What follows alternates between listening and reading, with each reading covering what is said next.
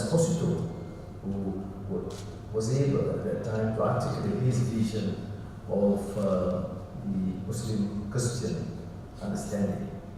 And of course, Dr. Ziaul Sada was a close brother of mine and friend to many of you, who is has impeccable academic credentials that some you may know. Now, the intention is clearly to divide, which means it has to be formalized, not too much structure. I mean, the session tonight is, of course, just a launch, and I am very much appreciative because known scholars Osman Bakar is here, and colleagues like Nazri, Dr. Rais, Hussein, Said Azman, Awang Sarian, representing various disciplines from what I gathered, linguists, political scientists, professor of philosophy, Islamic philosophy, oncologists, gathered together. Now, of course, the great professor of anthropology is excellent. He's always under the screen. I'm under the radar. There's a difference. Now, again I say, the forum is an open one, which encourages and allows for reasoned discourse on a number of issues that must exercise tolerance and understanding and dissent. We are very fortunate because now, under the Pakatan Rakyat government, under Tun Mahathir, this semblance of freedom is further assured and guaranteed.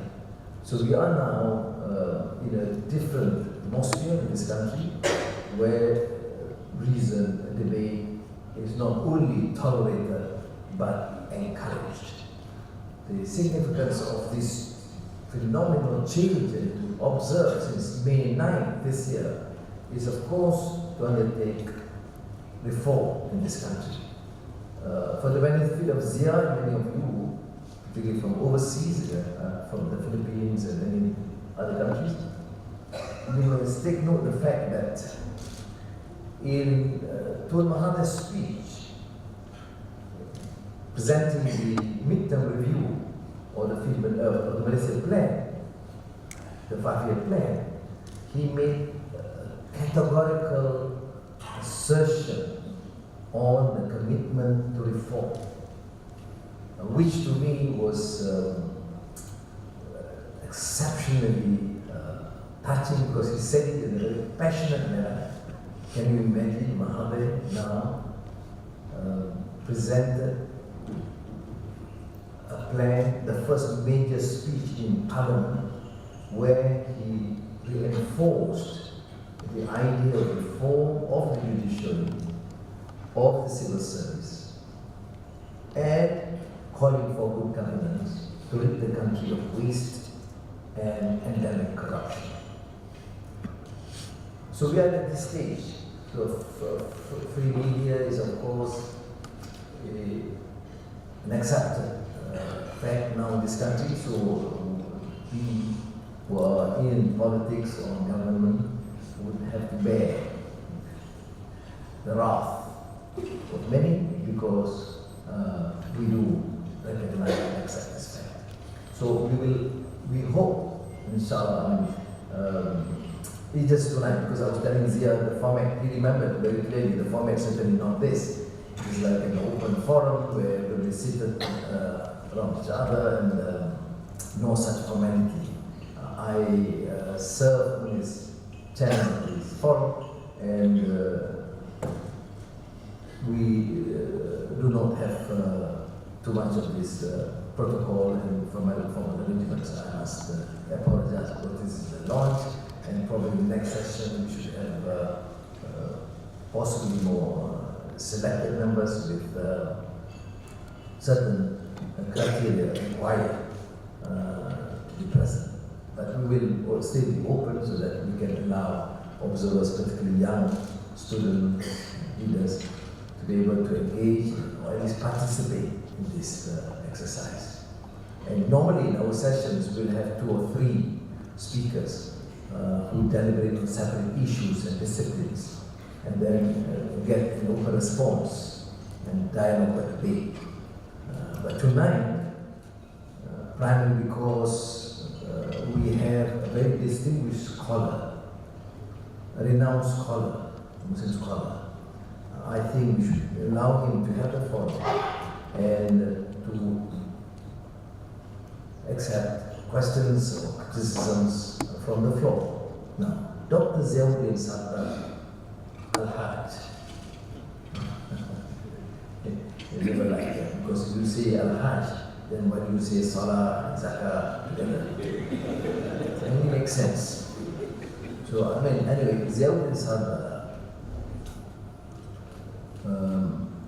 is a scholar, multidisciplinary, and clearly a Renaissance man, to be precise.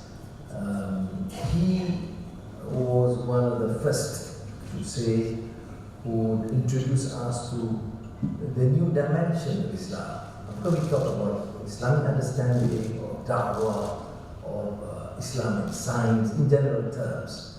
But in terms of intermediate technology, alternative technology, the failure of the position of Western technology in the developing world, there was his topic initially. And then I think we benefited immensely from his articulation of issues like the future studies. And he's still adamant at that. He says the failure Muslims and Muslim societies and movements is that they only reflect the past and the present, not realizing that the understanding and encapsulating the future dimension and trend is a necessity, because then you can predict or anticipate.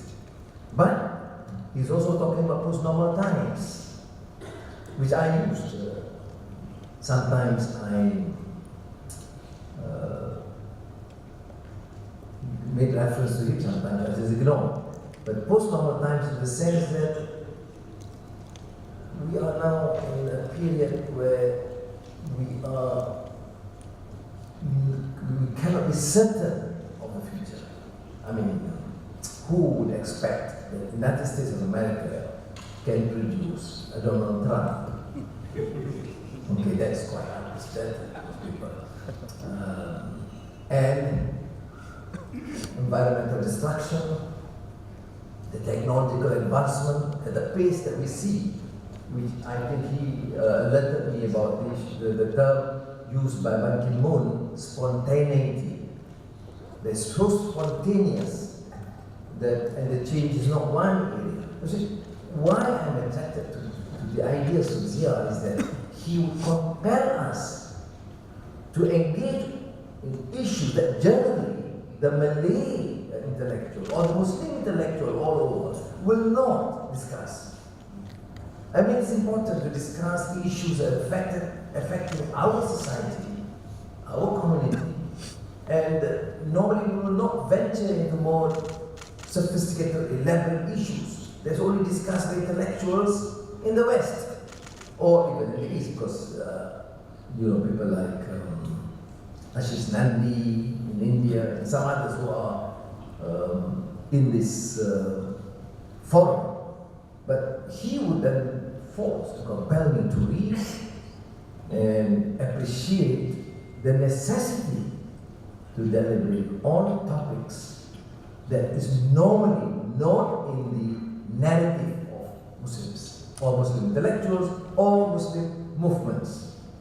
But we are facing a reality, and this, according to Zia, must be addressed. Now, a book that which is outside this field of discipline that I've discussed, future studies, intermediate or alternative technology, and post-normal times, is Makkah, the history of Makkah. I beat the argument with him when he mentioned my house that he was writing this book. I know he's going to cause so much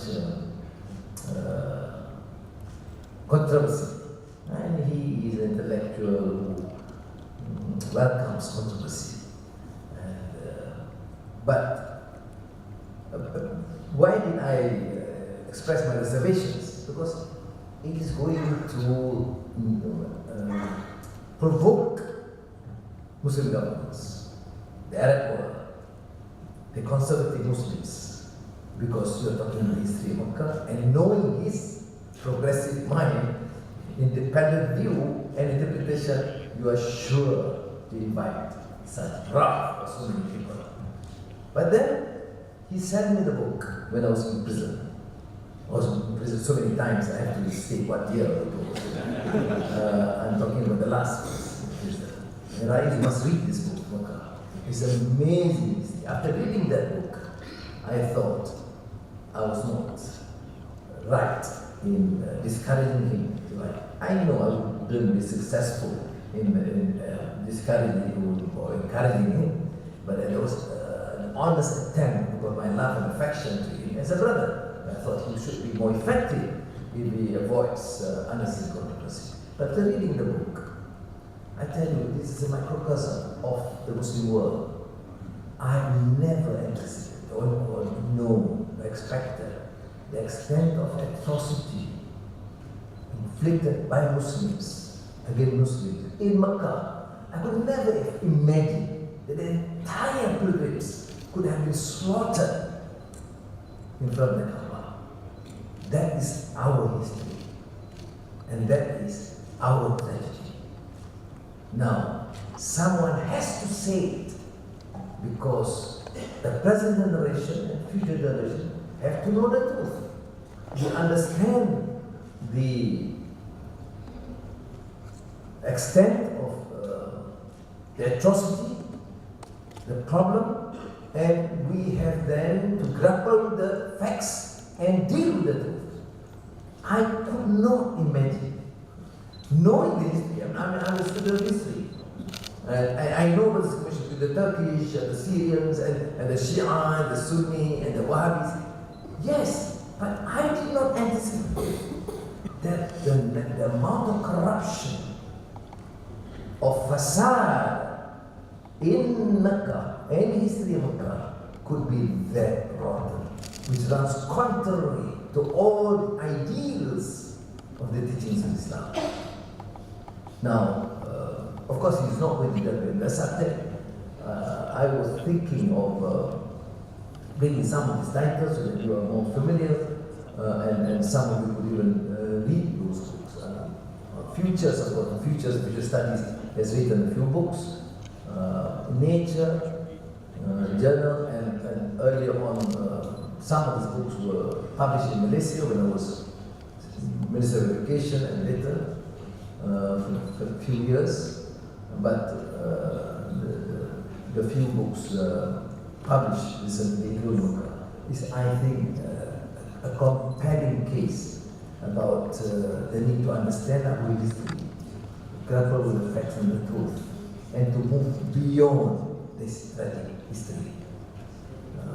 Of course, I'm mindful of the fact that the ideal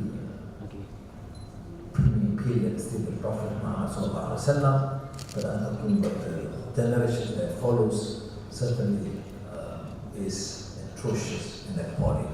Now, that is, in summary, Jawad Sadar, his writings, his thinking. He's still involved in a series of work, particularly in post-normal times, which he will share with you. And I think if you can bear with me, you would appreciate the fact that we are going to benefit immensely from his understanding of the present society, the Muslims and the world at large. And we have to then chart our own future based on this record and understanding. So, brothers and sisters, let me, on behalf of you all, welcome Dr. Jawad Sadar.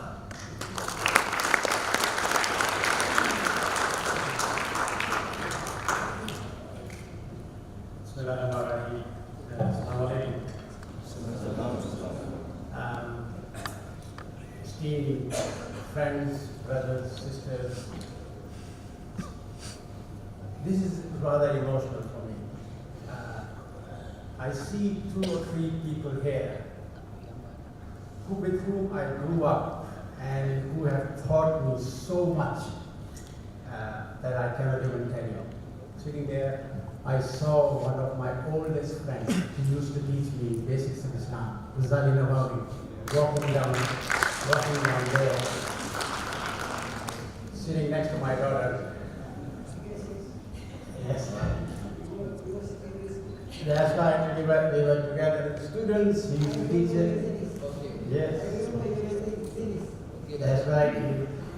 And of course, Muhammad Jafar, my friend Usman Bakar, I say friend, sometimes he's been rather unkind to me and to others, but nevertheless I have a great deal of respect for him. We have crossed swords, but that's what intellectuals do, that's what scholars do, that's how knowledge progresses. So it's lovely to see him here, and so many other professors, academics, thinkers, and I think it's not just wonderful to see you, it's also very, very important that we get together like this and start thinking afresh. In the last 20 years, the world has changed immensely. I remember one of the last intellectual discourses we did on this forum. I think it was in the ballroom of P.J. Hilton. It was a round table, right? And there were about 30 people, and there was a real kind of serious engagement and cross-examination. Well, probably, I don't know, 1998, 20 years ago. And so it's wonderful to kind of relaunch the forum. But in 20 years, the world has changed phenomenally. Not just that the world has changed, but change itself has changed. In other words, change is accelerating. Things are changing faster and faster and faster. Just think of 2 or 3 things that have happened in the last 2 or 3 years. First, the geologists of the world got together in a big congress and announced that all the previous geological ages are now finished. And we are now entering a new geological age. Right? And they call it the Anthropocene. We have now entered the Anthropocene age. So what the geologists are saying is that a great deal of things that have happened are now actually history. And we are now in a new geological age. And all sorts of new things will be happening. Over the last 5-10 years, you've probably heard about the development of artificial intelligence. All sorts of new AI devices have come to the fore. Microsoft launched one particular AI device. It was called Tay, and it was aimed at young teenager people. And our idea was to encourage them to consume more Microsoft products. And within 24 hours, they became racist and misogynist. And Microsoft had to stop it. Within 36 hours of launching this AI, was stopped. But this is just a bad example of AI. There are also very good examples of artificial intelligence and stuff. But what is worth thinking about is what the late Stephen Hawking says in his last book, which he just published a couple of months ago, where he says that artificial intelligence has the capacity to end humanity, in a sense. And if you actually think about it, what he's saying, and look around what is going on in the AI field, you may actually reach similar conclusions yourself. And that's a profound change. This morning, one of my colleagues who works with me and who monitors what is happening in the world sent me a little email which says that the biological engineering now is so advanced that we can actually write the DNA. Remember, some years ago, we were all very excited when the DNA of the fly was sequenced, right? It took 36 years to sequence the DNA of the fly. Then within the next 5 years, we could sequence the DNA of human beings. Within the next few years, you could actually get a little test package, send it off with your money, and your DNA sequence will arrive on your doorstep, and you can do that for 50 pounds, 100 pounds, or whatever. Or in some cases, in America, you can actually walk into shops, and they will be sequencing your DNA right there, and you can walk out with a chart. But now, as of this morning, latest reports in Nature and Science suggest that we can actually write our DNA. Draw the sequence, what it says, list of alphabets in a sense. So we can have something like Microsoft Word, the biological equivalent of Microsoft Word, where we can write our own DNA. About a month ago, they developed an artificial eye. A few months before that, artificial ear was developed. It's very likely that within the next 5-6 years, most of our biological parts would be developed, right? And we can print them out with a 3D printer.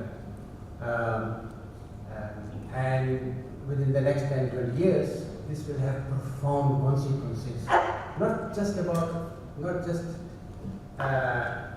in terms of our biology, but more important, in terms of humanity, in terms of what it means to be a human, and how a human being is defined.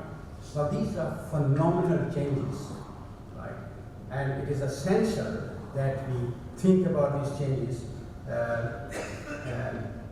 because they're going to have major impact on us, who we are, and what we believe, and what is our tradition and history, but also what is our future. So, one other thing which we were not aware of as much as we are 20 years ago was climate change. We noticed that the scientists, only a couple of months ago, climate scientists issued a special report saying that we should not allow the temperature of the sea, of the earth actually to rise more than 1.5 degrees centigrade. The conventional goal, which was the goal for the last 10-15 years, of 2 degrees rise was too much, and already there are kind of major events. I mean, one of the big signifier was a hurricane in Philippines about 3 years ago. I forgot the name of the hurricane, which was traveling faster than a Japanese bullet train. And that has never happened in history. So there are certain things that are happening now that are unique to our time, even though every generation probably thinks that it is unique. But there are certain factors, global factors, and technological factors which make this period particularly unique. There are 2 or 3 things worth noting. One is that things happen at a very, very accelerated pace. Things happen very fast. Speed, right? 3 months ago, our friend was in prison. Now he is the member of parliament. That's speed. A little 15-year-old girl was shot by the Taliban, right? Went to London. Within 2 years, she had received the Nobel Prize. She had spoken to the United Nations, and her autobiography was published. That's speed. Things happen at a very, very fast stage. And scope, that it's not just the things happening faster and faster, but that they are global in scope. So, one particular pastor named Pastor Jones in Gainesville, Florida, one day decided to burn a copy of the Quran. He didn't actually burn a copy of the Quran. He simply said, I'm going to burn a copy of the Quran. He tweeted it, right? Within 24 hours, it was global news. Riots had occurred in Jakarta, in Cairo, and buses were burned in Pakistan. Of course, the same buses that the people use the following day to go to work, but they like burning buses every time they want to demonstrate. Buses were burned in Pakistan, right? People had died, and he hadn't done anything. He simply said, I'm going to burn the Quran. And Hillary Clinton, who was the Secretary of State, that had to personally ring him and plead with him not to burn the Quran. And the NATO journal in Kabul personally rang him to say, if you burn the Quran, there will be consequences for American soldiers. Right? So things happen very fast, so the scope is very fast. And the scope is global. And the scale is that you can penetrate to an individual level. I remember some time ago, I had to go to, I wanted to get away from Kuala Lumpur, because it's the kind of city where you can enjoy yourself for a little while, but then the city gets to you. And I decided to go off to some remote part, in Sarawak, and went to Kuching, and then took a jeep ride, and then a boat ride, and eventually got to what I thought was the end of the universe, right? A little long house in the middle of nowhere, where I thought, the outside world could not reach. It turned out that it was all a fake, because somebody had paid the leader of the long house to entertain us and convince us that we were in the remote part of, cut off from the rest of the universe. But within 3 days, we discovered they had electricity, they had TV3, which is where I was trying to get away from. They had RTM, right? They even had Newspaper Times delivered, and Ultrasound, etc. And they were watching Hollywood movies, and they were living in Longboat. So even 20 years ago, right, the scope, penetration, or the scale was very, very deep. And finally, of course, things happen simultaneously. They happen very, very fast, right? And that's an observation made by Ben Ki-moon, who pointed out that it's not just that we are having infectious disease crisis, we are having climate crisis, we are having financial crisis. He said we've had crises throughout history, but what is unique is that we are having numerous crises occurring simultaneously. So speed, scale, scope, and simultaneity, the 4 S's, is what makes this particular period quite unique. So let me then move on to explaining some of these words. Islam, knowledge, and culture, and post-normal times. Let me start with post-normal times. So what we mean by post-normal is that things that were conventional, that we took for granted, that we considered normal, tend to work less and less. Right? By post-normal, we do not mean abnormal. There are a lot of abnormal things out there. But by post-normal, we mean that those things that were normal before, or taken as conventional, either as traditional or as something that was taken for granted, right? Something that was accepted commonly, maybe sometimes as good, sometimes as bad. Most of these things are not making sense, right? That we are now in a period where a great deal of what was taken for granted does not work, and we don't have new things to replace what was taken for granted.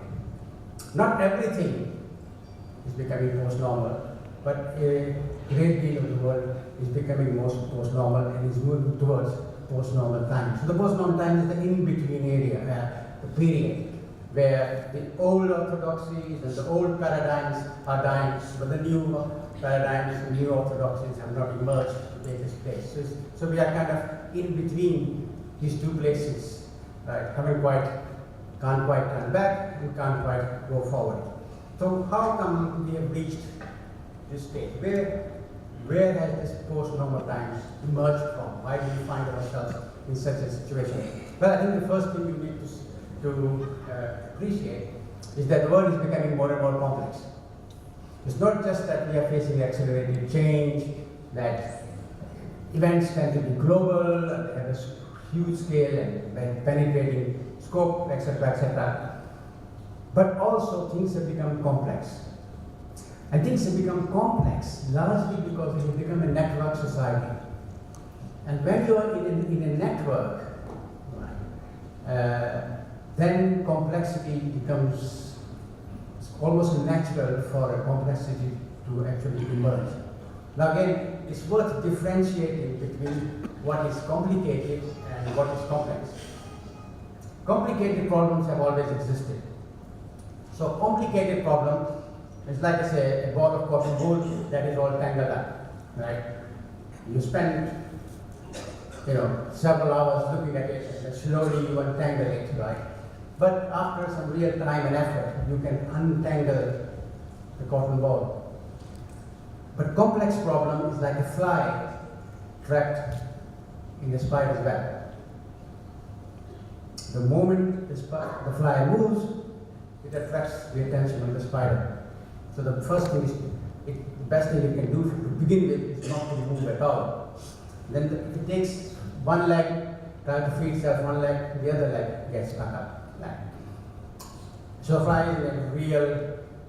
is trapped in a network, right? And it has a real problem. And we tend to call problems like that wicked problems. Not because they're evil, but because they're complex problems that do not have instant answers, or in some cases may not even have a solution at all. Right? So we're facing more and more wicked problems, and we find ourselves in a complex world that is networked.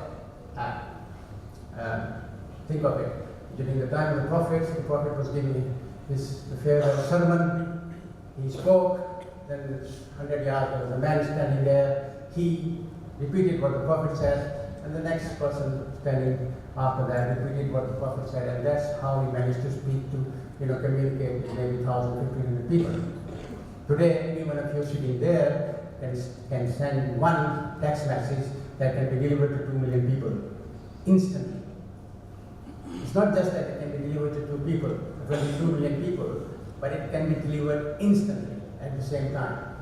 That's where the complexity arises, the network, instantaneity, right? And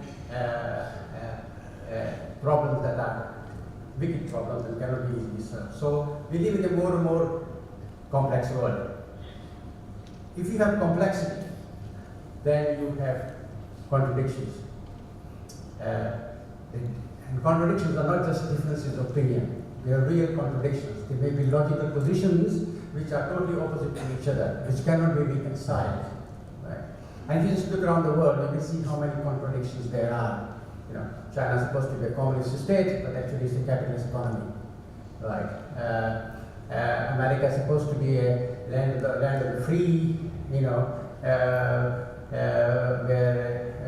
as the Statue of Liberty declares, the masses come, and are welcome in open arms, but actually it's ruled by a semi-fascist who wants to, kick out all migrants and build a wall to stop them. Europe, how did the European Union came about? Well, it came about because, Europe had fought fascism, and they said never again. There will be peace, right? That was the guts of the European Union. Now, at least half of the European states are actually ruled by card-carrying fascists who describe themselves as Nazis. Think of Hungary, think of Poland, think of Czechoslovakia, think of Czech Republic, Slovakia. Think of the fact, Poland, think of the fact that 1 in 3 Europeans vote for the National Front. Think of the fact that in Austria, the president is a openly confessing fascist. Think of the fact that alternative Dutchland movement is now has just won the election in parts of Germany only 2 weeks ago. So the European Union is just absolutely full of contradictions of every kind you can possibly imagine. Brexit is just one of them, right, if you examine it. So contradictions are increasing. Now this is where the feedback loops come along. The more contradictions you have, the more complex the system becomes. The more complex the system becomes, the more contradictions you generate. And if you have a network system, there's a feedback loop. And if you have a feedback loop, things multiply geometrically. And when things multiply geometrically, you often reach the edge of chaos. So imagine how many times the world has come to the edge of chaos. I remember once I was in a cabinet meeting and got a knowledge who was then Prime Minister sitting next to me, and there was a little pause, and I just asked him how did he cope with the financial crisis that had happened in 2008. And he said, we were 10 minutes from all money being frozen in Britain. We were 10 minutes from kind of disaster being struck. It was that close. This is the edge of chaos in a sense, right? And systematically, we are kind of moving towards having more and more chaotic behavior and finding ourselves at the edge of chaos. In a sense. And remember, when you are in that state, you are like a fly in the web. You don't want to attract the attention of the spider. You need to stop and think. Right? What are we going to do now? How do we resolve this wicked problem, in a sense? And that's why it is necessary for us to come together and think, because these sort of ideas and these sort of things cannot be solved individually or in isolation. It requires the collective thinking that we are doing. So, complexity, contradiction, and chaos. These are the 3 C's of post-normal time. That's how post-normal time emerges. And very briefly, it increases 2 things. It increases uncertainty.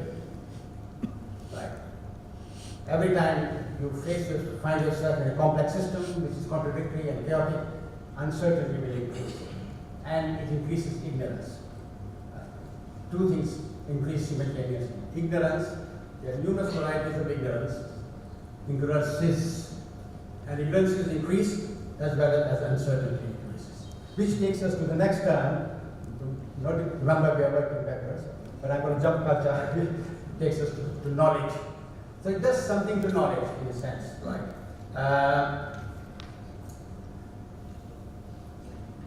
Conventionally, we already said that part of the reason we find ourselves in is that the old paradigms and old orthodoxies are not working. Which suggests that a large segment of knowledge is becoming irrelevant, or is becoming irrelevant. Not everything, not all knowledge is becoming irrelevant, but a portion of knowledge is becoming irrelevant because it cannot fulfill the function of serving the problems we face today, which, as I said earlier on, tend to be wicked problems. Right? They tend to be complex problems. It's knowledge that cannot deal with complexity, knowledge that cannot deal with uncertainty, and knowledge that does not recognize its own ignorance, in a sense. So a large proportion of knowledge is becoming irrelevant. Let me give you a very good example. It's a very trivial example. Those of you who've been to London would know the black London taxi. The London taxis are very famous, right? Black London taxis. So to become a taxi driver, a black London taxi driver, you had to undergo a very thorough training. And ironically, that training itself was called the knowledge. So to become a taxi driver, you had to have the knowledge. So what was the knowledge? Well, knowledge was for 1 year, this you have to do for 1 year. People trained, they went around London, to know the names of the streets, to name not just names of the street, but whether the streets were one way or 2 ways, how they could get from one place to another place, fastest, easiest, what time they should take a certain route. So if it's rush hour, they should go this way, but if it's early morning and there was no rush hour, they should go that way. All that had to be done. It was a very tough exam, very tough exam. And when you passed it, then you got your license to drive a black cab. It was called knowledge. Of course, nowadays you have Google Maps, right? Or you have a web called Wiz that tells you not to go this way, traffic is this way, is very heavy, go that way, and your journey is going to take 27 minutes, 30 seconds. Often it doesn't, but nevertheless, that's what this tells you. Right? So, the knowledge acquired by the taxi drivers overnight becomes totally irrelevant. You don't have to go through that rigorous training. So many disciplines are in a similar position, right? That they may become redundant overnight. And one of them, perhaps, many things like anthropology, but we won't go into that.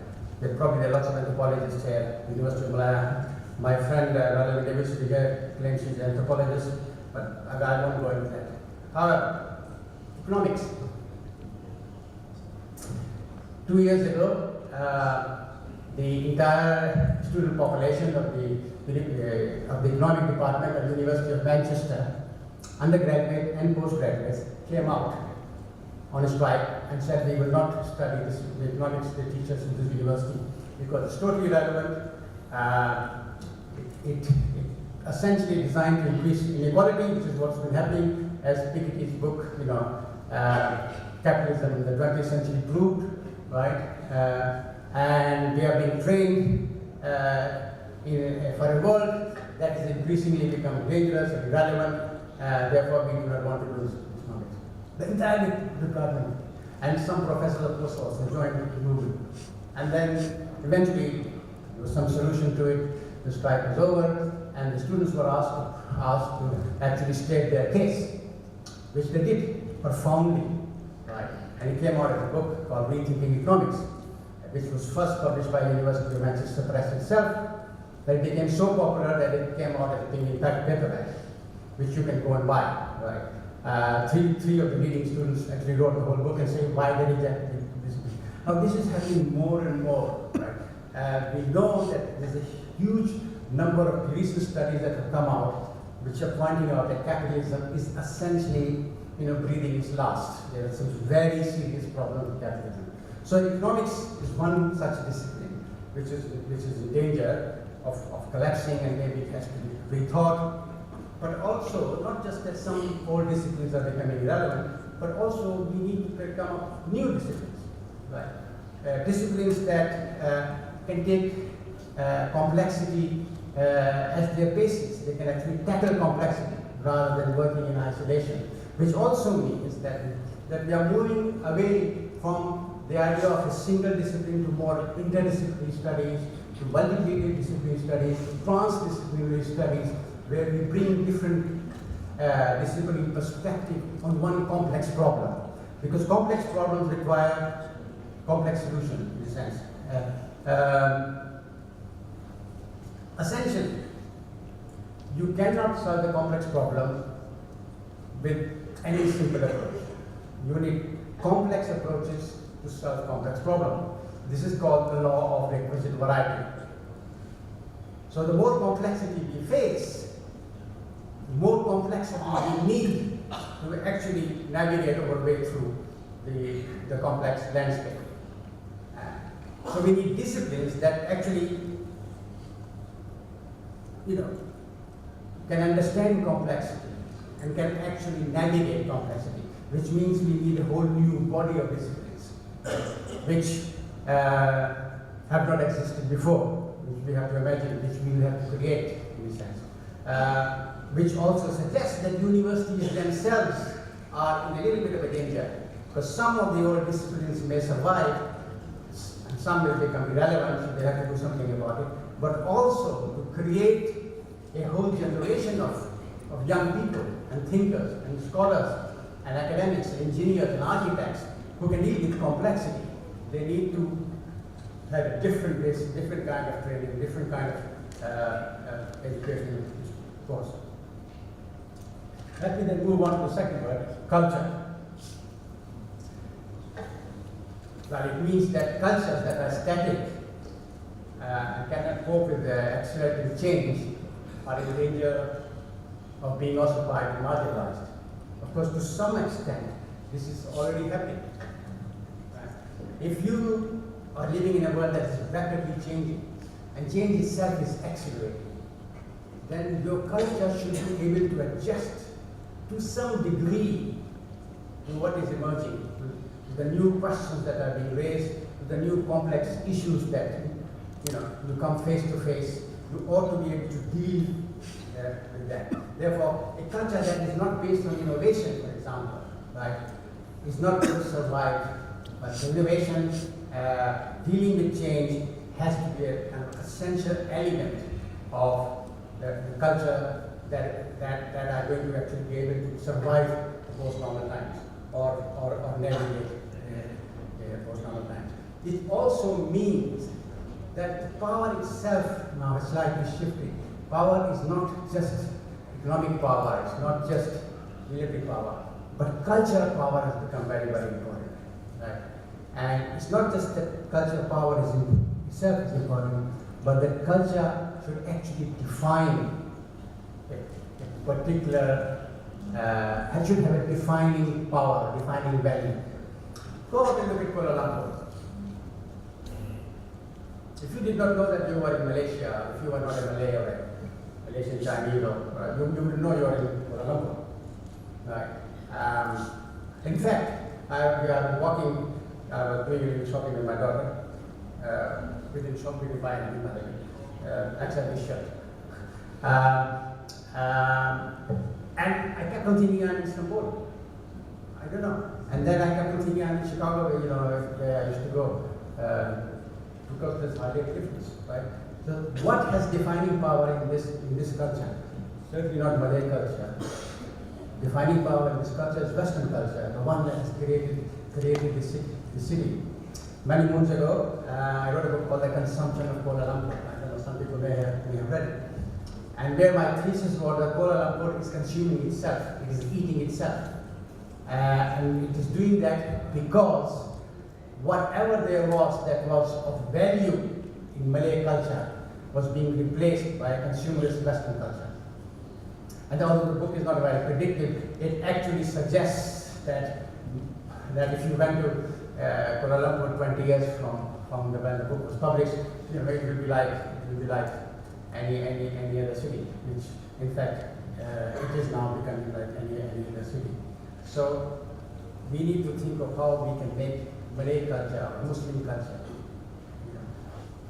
defining culture in the sense that it has power to define very specifically, not just in individuals and communities, but our environment, how we think, how we shape ourselves, how we function in society. And finally, the word Islam, in a sense. I think it has to be said that the fragmentation of Islam in the Muslim world you see today is absolutely a product of post-normal times. Right? It's a product of all the contradictions that have existed in Muslim societies that could not be reconciled. Remember, contradictions as logical opposites cannot really be reconciled. They can only be transcended. And we have not even been able to transcend the most minute differences in our religious thought. Right? It's the Shia-Sunni divide that has existed for 1400 years. This sectarianism that we see in contemporary Muslim societies. I don't want to go into it, but I would say that, this may be a controversial thing to say, but don't look at the Middle East for solution. Look at the Middle East for signatures and signs of post-normal times. Look at the Middle East for contradictions, for complexity, for chaotic behavior and the chaos that exists. Many years ago, I made a film for the BBC called, it was a very lovely title, but the BBC changed it to Battle for Islam. But the last scene in it is I'm sitting at some Istanbul and saying this as a journey through the periphery of Islam, in Indonesia, Malaysia, Pakistan, Morocco, and Turkey. Right? Why? Because I don't think change is going to come from the center, namely Makkah or Saudi Arabia or from Qatar or United Arab Emirates or whatever, Egypt. It's change in the Islamic world will come from the periphery, in a sense. So much of our sectarian thought is a great deal of our Sharia and fiqh is basically backward looking. Unless you look to the future, you cannot navigate post-normal times. There are no solutions in history of kind of, if you like, technical, I mean, the solution in history of spiritual nature. I mean, a lot of my Sufi friends are sitting right here who probably have lots of answers to spiritual problems. But real hard, grafty problems, how we shape society, how we function, how we have a just and equitable economic system, right? What do we do with emerging technologies? What solutions do we have to the chaos that may be caused by artificial intelligence? What do we do about bioengineering and all the phenomenal kind of technologies that are just over the horizon that will totally transform what it means to be human? What do we do about climate change? All that those answers don't lie in our history. You have to look at the future. Yes, you read the classics, wonderful. You read fiqh, excellent, well done. But if you want real solutions, you have to look at the future. That means you have to come up with these solutions on your own. In a sense, what I'm saying is that post-normal times requires us to have a very strong sense of ethics and very vast reservoir of imagination to navigate it. And I think Islam lacks that. I think Muslim societies and culture lack that. And that's, I think, is the greatest challenge that we face in contemporary times. What we need is both ethics and imagination, and perhaps a combination of both. An ethical imagination that can help us navigate all the hurdles, some very serious and complex problems that lie in front of us. Thank you very much.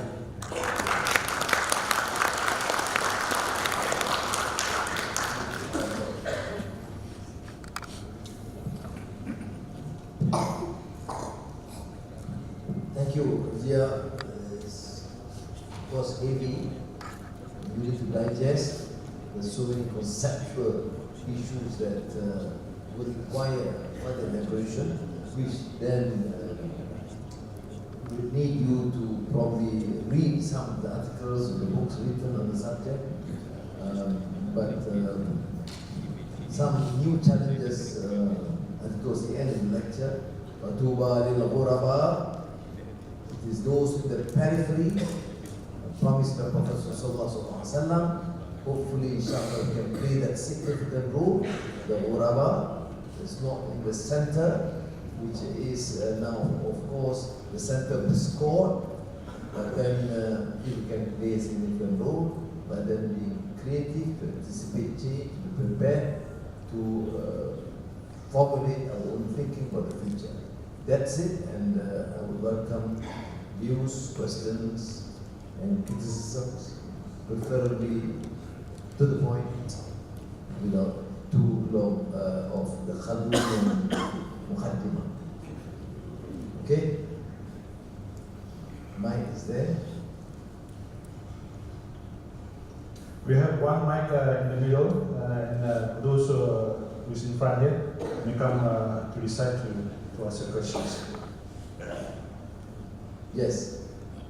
Faiz.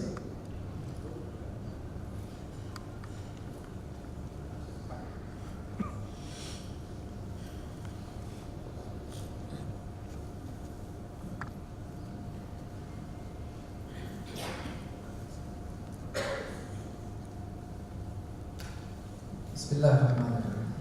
Assalamualaikum warahmatullahi wabarakatuh.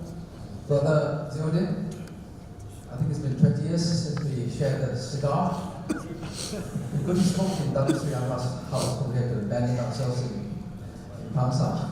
I'm very, very taken up by the structure of the topic itself. if one looks at it, it's pretty amorphous when you say Islam, knowledge, culture in post-normal times. Now, assuming that we are on the same page as to what is really the definition of post-normal times, I'm sure you're referring to the Ravetzian idea in scientific philosophy, highlighted by hyper-complexity, perhaps, great uncertainty. So, within the context of a paradigm change, and it's very relevant that you mentioned about artificial intelligence, robotics, and the like, in line with the fourth industrial revolution, I think the relevant question we might want to ask and provide, probably you could provide some answers, and of course, Dr. Sudharma himself could provide some guideline to this. In the context of Malaysia, for example, we are definitely in post-normal times. And what would, quote unquote, Islam and knowledge be able to be contextualized in terms of our multiracial, multicultural, multi-religious society going forward, next 5 years, next 10 years, to cope with this paradigm change? Thank you very much.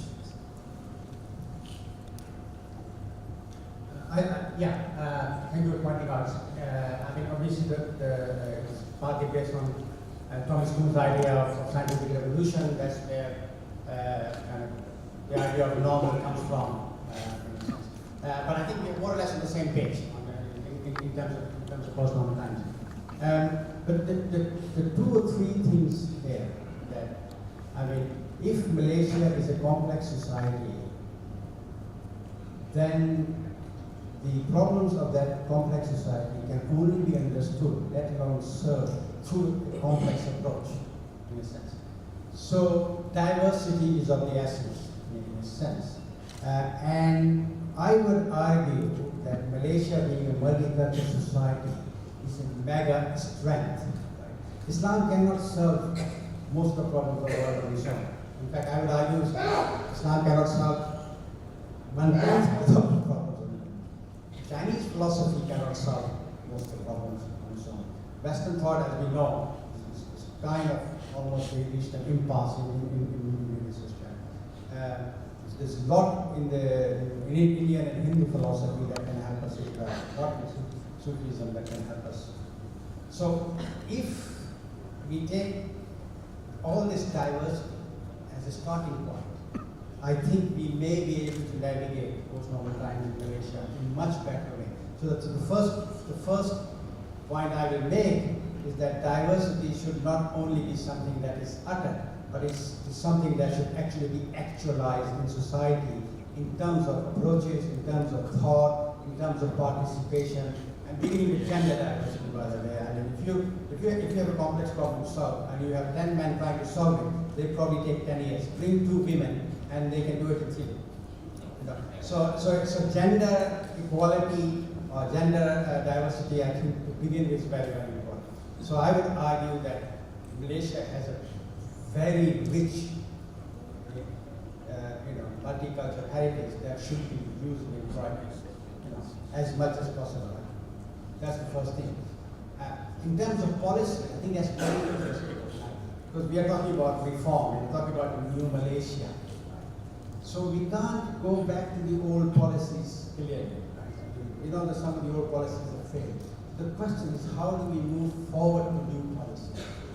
I think that's a complex question.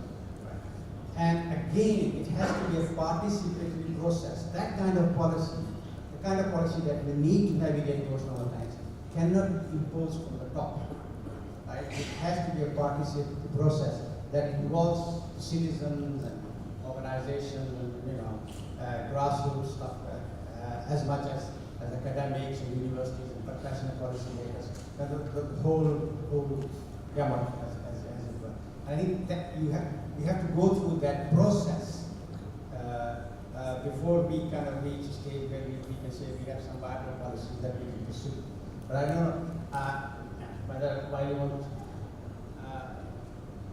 not.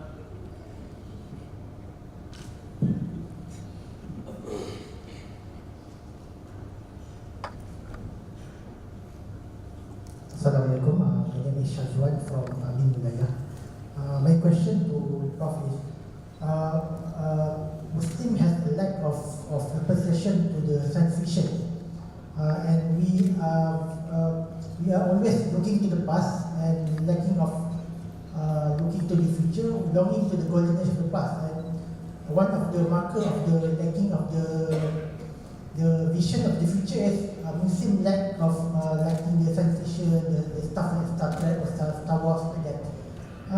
How, as your opinion of for us Muslims to look to read our history honestly, not looking through the rose-tinted glass, and honestly reflect our history, not just looking to the great of the history and abandon the bad part of history. Your opinion.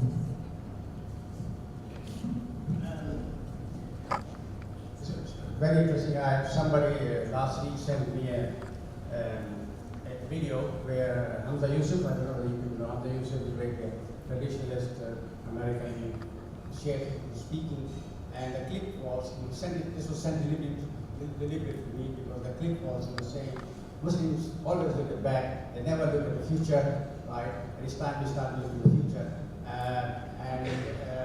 And one of the points, then we went on to argue that there's no science fiction in Muslim society, Muslims are also science fiction, and Star Trek has no appeal to Muslim people.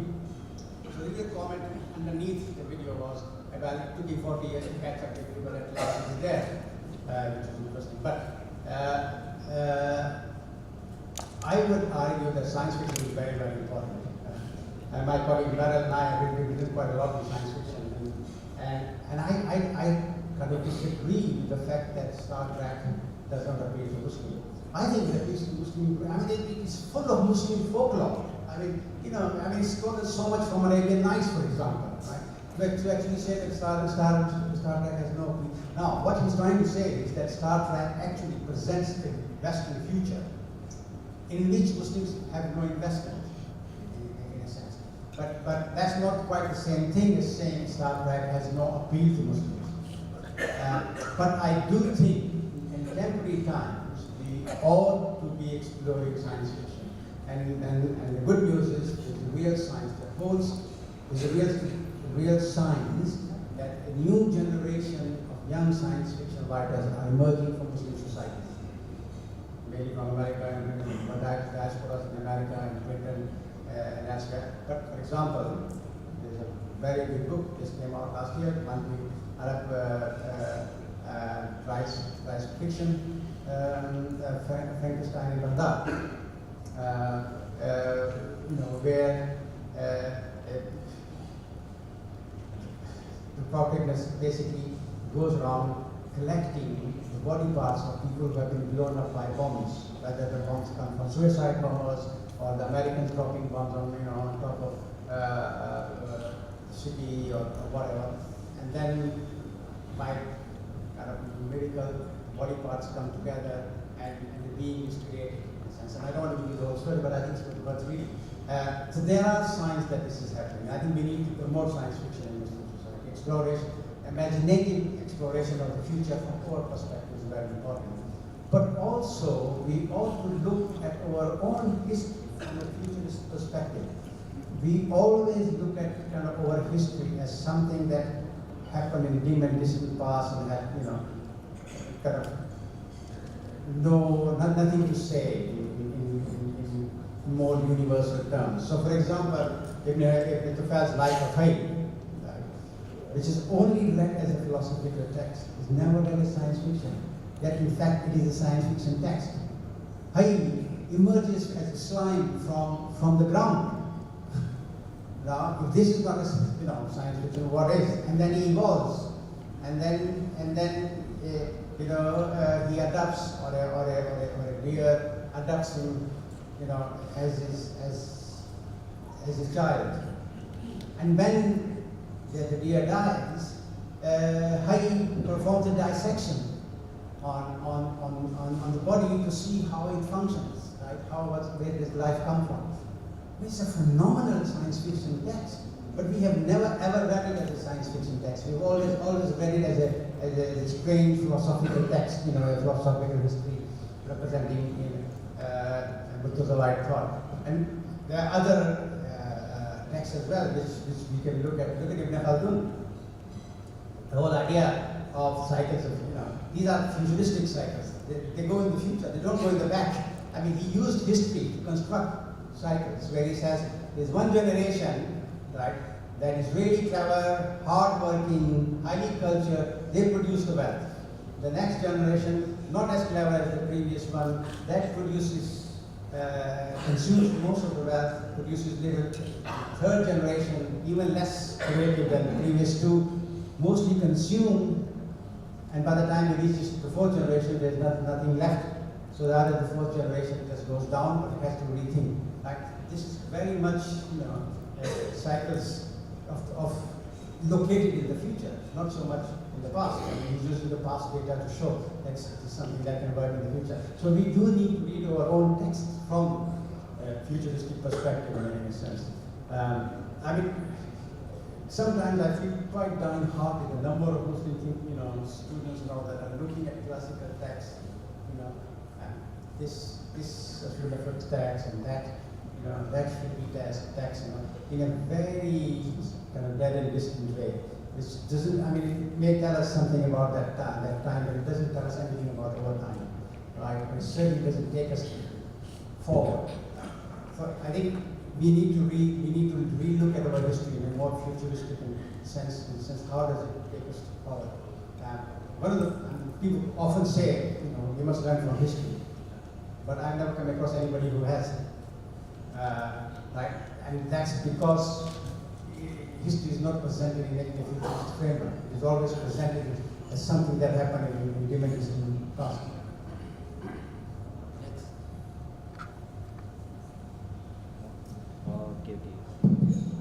Assalamualaikum, my name is Maizul. Prof, what you have been saying for the past 1 hour is basically, for me, I look at it is very conceptual and high level. And it's for me, the way I look at it is high hanging fruits. While we envision the vision that you wish to establish at the lower rank of the society, perhaps what is your advice for perhaps a head of state, education, head of education institution, and then perhaps at a family level, what can these people do? Because for me, the way I look at it is these are building blocks that support the coherent conceit to at the end of the day achieve what you envision. Thank you.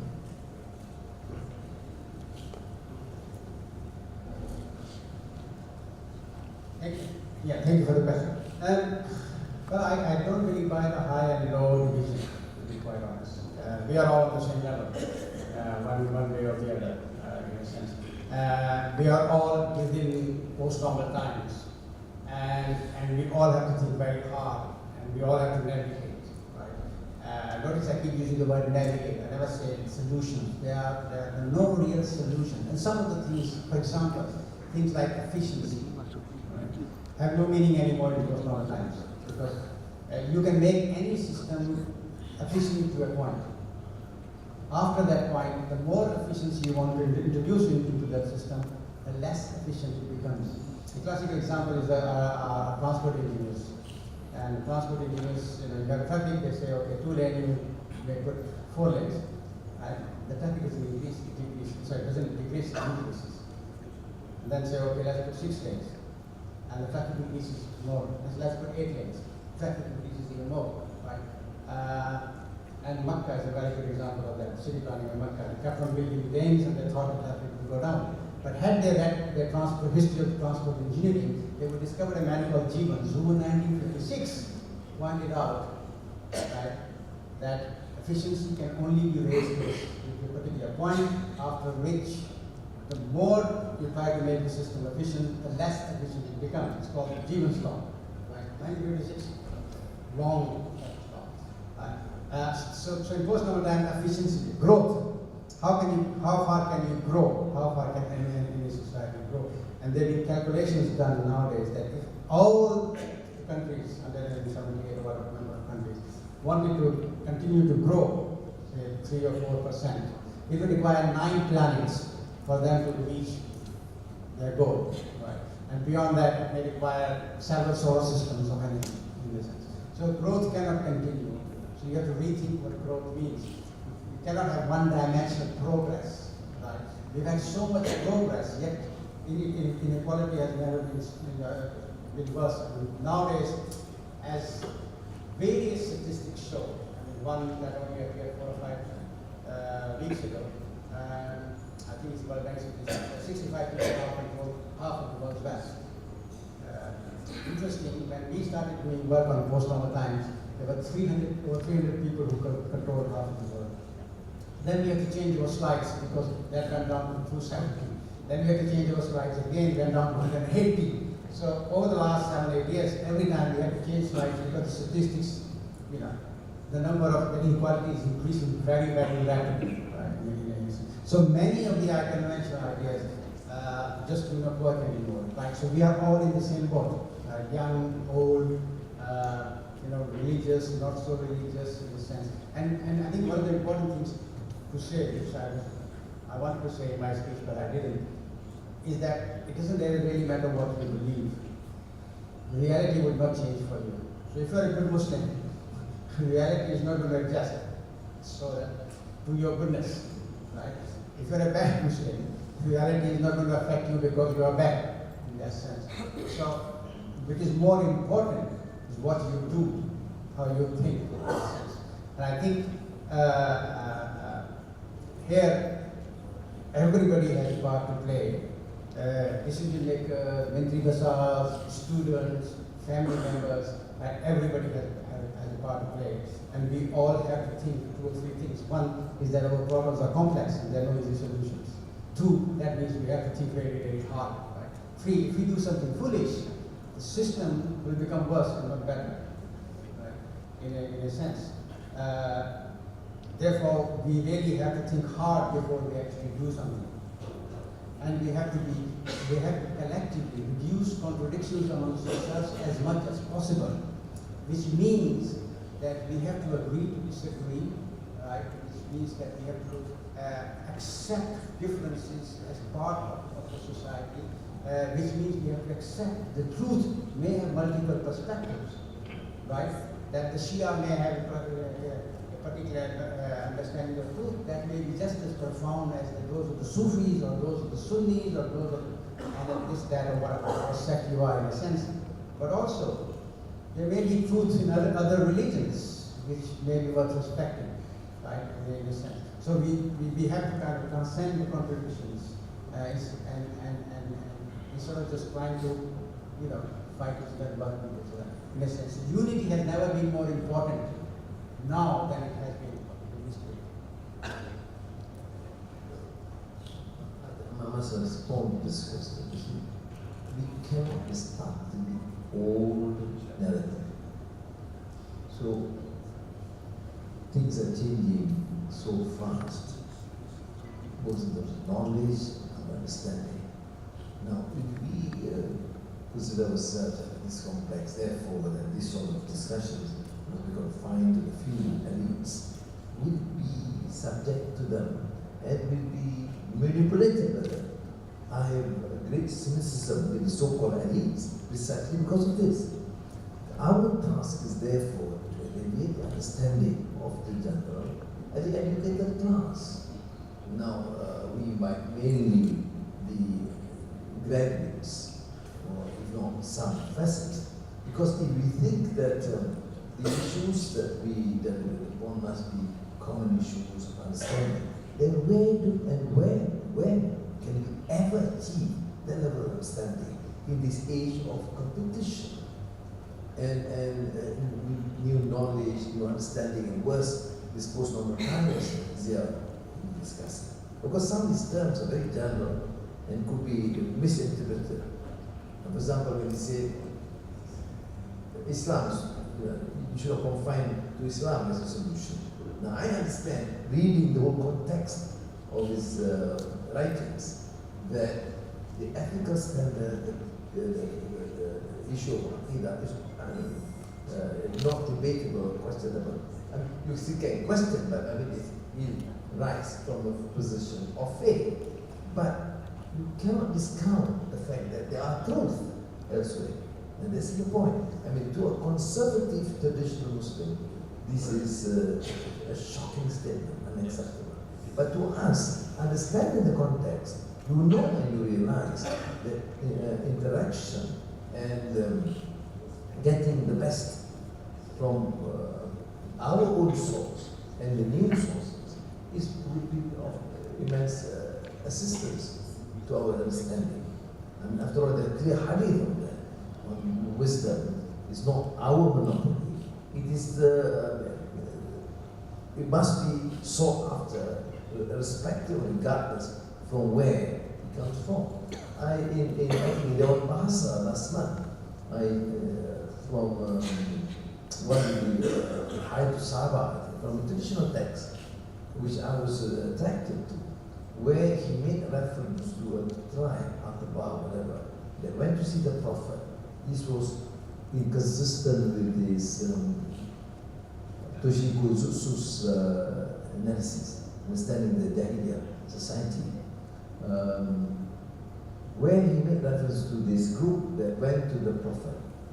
And the Prophet said the 5 principles that you observe. And he said, yes, from what is being told to us with the Prophet. Then what are the 5 other principles? Then they said, from what you assign your Sahaba to tell us. What are the 5 principles that you learn? From our forefathers, which means that from a Jahiliyyah society. No, my understanding in our generation is imma Islam or imma Jahiliyyah. This is Qutbiyun view, it's a interpretation. Either you accept Islam, you accept Jahiliyyah. But now the interpretation from the source, from the Hadith, says that the 5 principles that we adhere. Then the Prophet asked, what are those? He said, to be thankful. To be thankful and appreciative of the goods that we receive. And then there are a few other things, but the 5th is, to my mind, quite pertinent. Not to be too joyful when your foe or enemy seems to be in trouble. But this is a major challenge, particularly us that just won the elections. Yeah, okay? But this, and the Prophet's remark was that this is impressive, this is clearly views that taught by earlier prophets, and I am, of course, these great ideas that I think is in the true tradition of the great prophets. But mind you, these are values, at least elements and characteristics taken from the Jahiliyyah experience. So what is now fundamental to be rejected is only on the issue of faith, aqidah. And what is being promoted, what Zia has been telling, is ethical values must stand. Now, ethical values by Islam, which incorporate some of the old traditional views prior to Islam, and what we can learn from the experiences of others. All right? So I think, just to clarify, because Zia will give this a general view that, we are taught, grew up to say, Halil Islam, it is the Islamic solution. Islam is the answer. Yes, but then he comes to tell us, look, this is partly true, but because we don't have all the answers, we say, yes, the Quran gives all the answers, the principles, but certainly not the food. Otherwise, the answers, because otherwise we are not encouraged to think, reflect, and innovate. I think this clarification is essential. Thank you. Next. Assalamualaikum warahmatullahi wabarakatuh. My name is Syahrul Nizam from Mahasiswa Keadilan Malaysia. I would like to ask Professor about international politics, where the Cold War, the Muslim Cold War between the Saudis and the Iran. Before this, we never imagined that a Muslim nation will engage in a war, a proxy war, where in Yemen, the Saudi backed the government, the Yemen government, while the Shia, while the Iranian government back up the Houthi rebel, while in Syria, the Iran back up the Syrian government, and then the Saudis back up the rebel force to topple down the Bashar al-Assad. So I would like to ask Professor opinion about what happened in the future if this proxy war are uncontrollable. Will it affect the Muslim world in the whole? Okay, for Dr. Sri Anwar Ibrahim, I would like to ask about the Malaysian perspective. About the Malaysian perspective, the rise of the interpretation of Islam in a rigid way. About the Muslim scholars that try to emphasize the rigid way of explaining Islam to the Muslim society in Malaysia, for example. Before this, we live in harmony with the other religions in Malaysia. We live peacefully with Chinese, with Indian, and during the Islamophobia, the 9/11, many of the Indian and the Chinese become the spokesperson to back the Muslim from the Islamophobia in the international world. But during this, in the new Malaysia, the non-Muslim sentiment in Malaysia are quite afraid of Muslim. So how we are going to handle to show the moderate way of Muslim that we are really not so conservative, not so rigid, and we are peaceful and open to the other religions.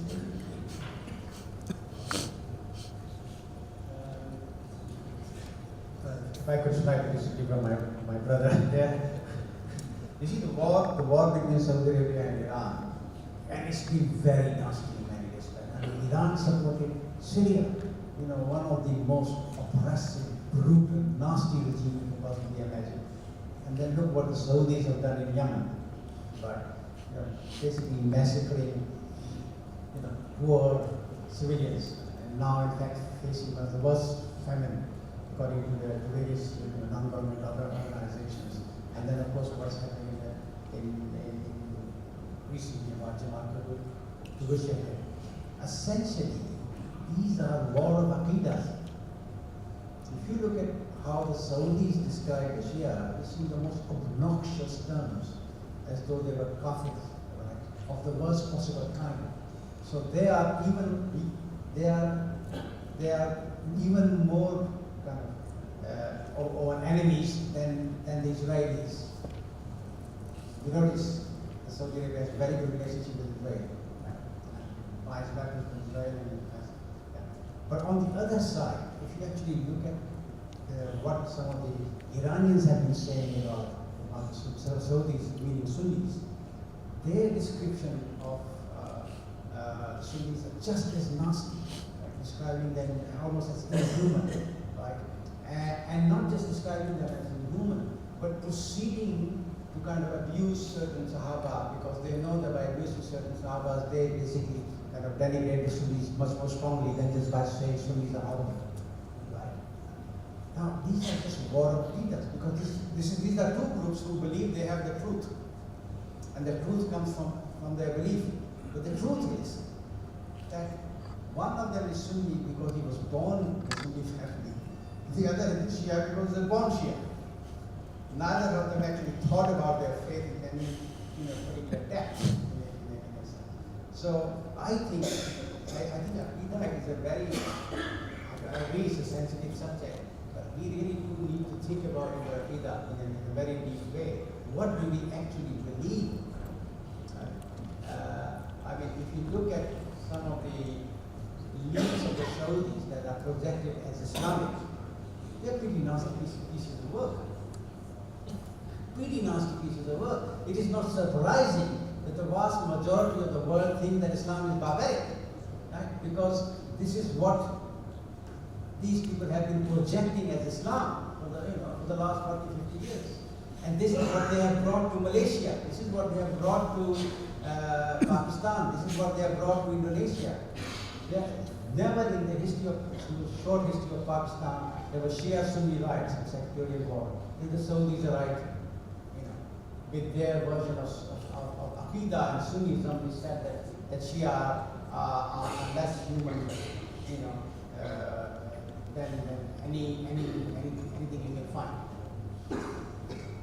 We've had incidences where the Taliban have stopped buses and said, who is the Shia? And they pulled out the Shia and they shot them. Right? That kind of behavior can only come from a perverted, pathological notion of Aqidah. Right? And where have they learned this? They've learned it from the Saudi Wahhabis, because it did not exist. The subcontinental Islam was very open and very multicultural. You know, a great deal of subcontinental Islam actually has Hindu rituals and Hinduism as an integral part. I mean, look at the Pakistani wedding, right? And look at the Indian wedding. You find there's hardly any difference because the two cultures are really very close, right? And they appreciate each other's good points, if you like, in a sense. So I'm afraid, you know, the future is dark if Saudi Arabia and Iran continue on the kind of path that they continue. And I don't really see that doing any difference. Therefore, it is more important for countries like Malaysia, Indonesia, Pakistan, Bangladesh, Turkey, you know, Morocco, and countries like that to actually project a more moderate, more open, more inclusive, more thoughtful, more rational, you know, more humane kind of interpretation and version of Islam. And we have to declare it loud and clear. We really have to have our voice heard, you know, because bad news travels faster and louder. Good news is hardly news. And therefore, we have to really make sure that our voices of plurality, our voices of inclusiveness are really heard. I've been saying this for the last 40 years, and I actually believe it. And I think now than ever, there's a real urgency for us to actually come together in an inclusive way and declare our inclusiveness. To agree with his position views, corollary to that argument is the position, the notion of neoconservatism and interpretation emerging in our country. I mean, we talk about Islam, it's display of intolerance, it's just about hurud, it's about punishment. There's no rahmatan lil alamin, there's no irhamu man fil ard, yarhamkum man fis sama. These are all alien. When you talk Islam, you must portray yourself as somebody very firm, responsible, understanding, tolerate the most corrupt order in society. And you know that. And some even campaign to project the most corrupt leader as their leader. But when it comes to their implementation, it must be accepted. This understanding of this wala, this fanaticism, is certainly not in the Islamic tradition. There's so much tolerance, understanding, patience, and rahmah in the da'wah of the Prophet ﷺ. But this is not projected. Because if you don't support caning in Terengganu, or you don't support hudud in Parliament, then you already admitted a kafir. Doesn't matter whether that piece of legislation is flawed or weak or not crafted. It doesn't matter, but when you talk about the experience in Indonesia, why in this 95% Muslim country, after Sukarno agreed to the 7 words of willing to accept Sharia for Muslims, amended and deleted after Hatta met the applications from the other minority provinces. This was 1945. Can you imagine after Sukarno giving assent to that 7 words that Sharia will be implemented in Indonesia or for the Muslim community in Indonesia? That's Hatta had to meet the other minorities. And they said, okay, fine, you want to do it, but we will not join you in the new independent Indonesia. No. Then Hatta then was, of course, appalled and said, look, you can't have that. It has to be united Indonesia. We can't have 4 or 5 provinces having the independence through the negotiations with the Dutch. Then he called up the ulama, the Bahasan of Aceh, White Hashim of Nahdlatul Ulama, and some others. And they finally agreed. We have to save Indonesia. Now, are they kafir? Are they rejecting Hudud or Sharia? No. They were imperative of that period. But Hattab did assure them, look, we will continue in our efforts to try and create this understanding, Islamic awareness. Now, what is the difference in Malaysia? With 60% max and 58% Muslims. And clearly, a small minority Muslims in Sarawak and a minority in Penang. Can this be considered as an argument which Keadilan, signed by Aziz at the time, did produce Islam? Now, these are issues that are very relevant in our discourse. It's time that we who believe in moderation and who believe in Islam and tolerance take up this position and have the courage to combat this, because this influence is still, as Zia said, is from the conservative elements in the Middle East. Those coming with the most extreme fanatical views among the young are those educated in Cairo or Jordan or some other places. And coming back here as the sole authority after learning 3 years and not fully proficient in Arabic by you. Yes, because they speak Malay all the time. I've been there in Cairo with the students. And come back and disregard all of it. This is not something new, but I think if we are not careful, this may emerge as a growing threat to this nation and the fabric of this nation. Now, we organized decades ago a conference, Islamic Confucianism.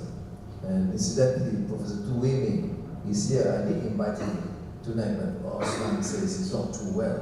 Otherwise, it would be wonderful to have him to share his understanding of Islam. He is a neo-Confucianist scholar at Harvard and now in Beijing.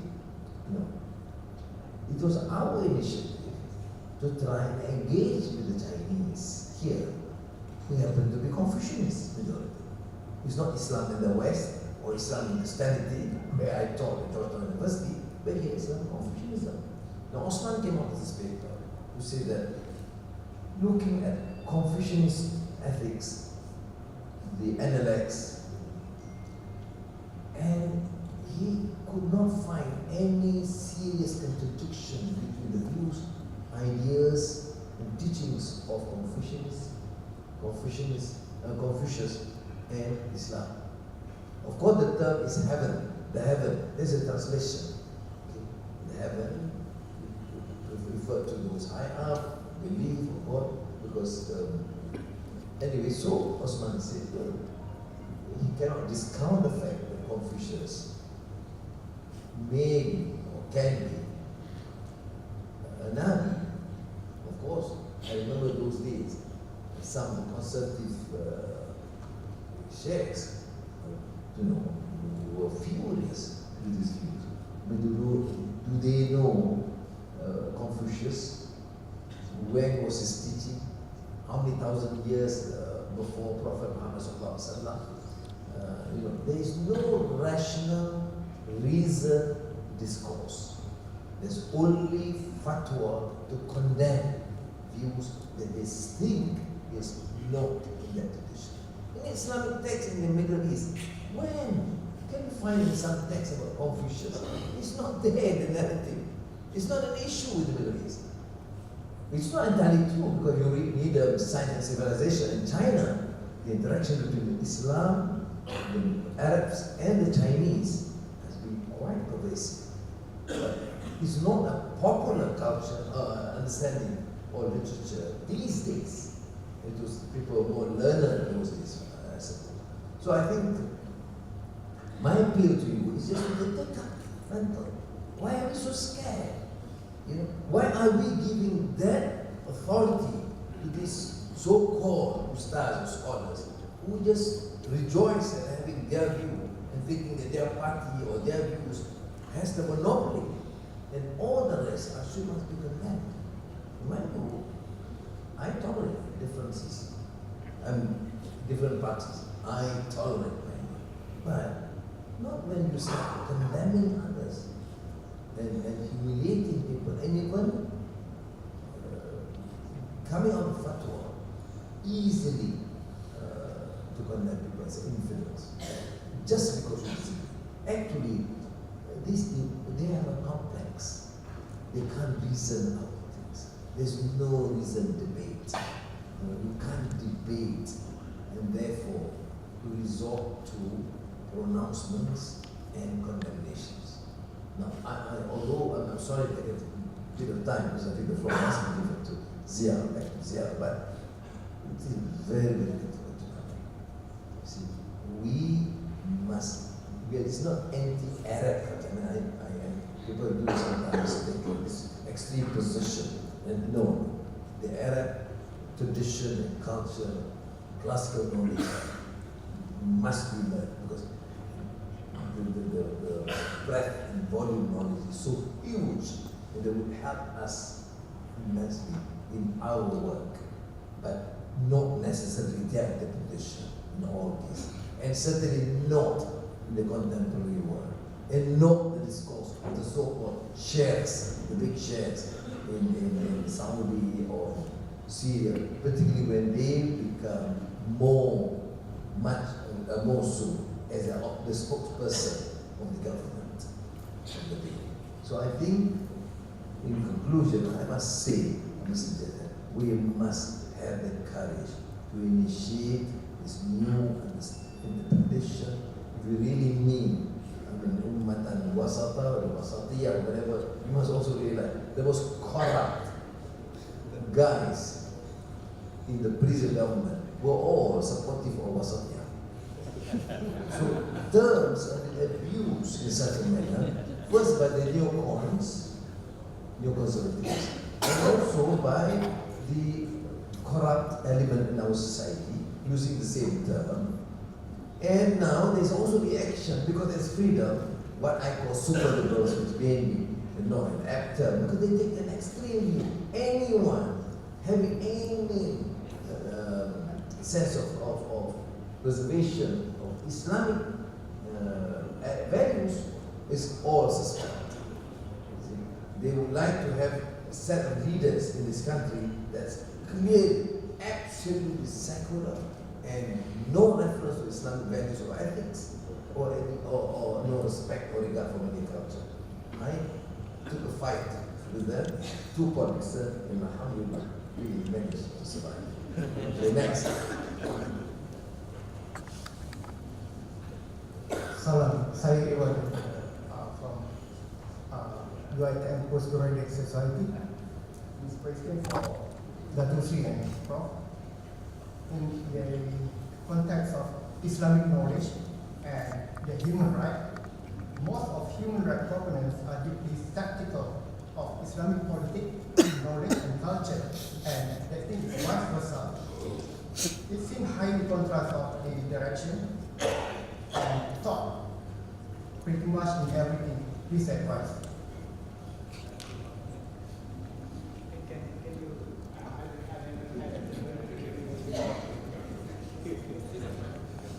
No, I mean a human right seems skeptical toward Islamic knowledge and culture. Yeah, in fact, versa. Can you comment on that?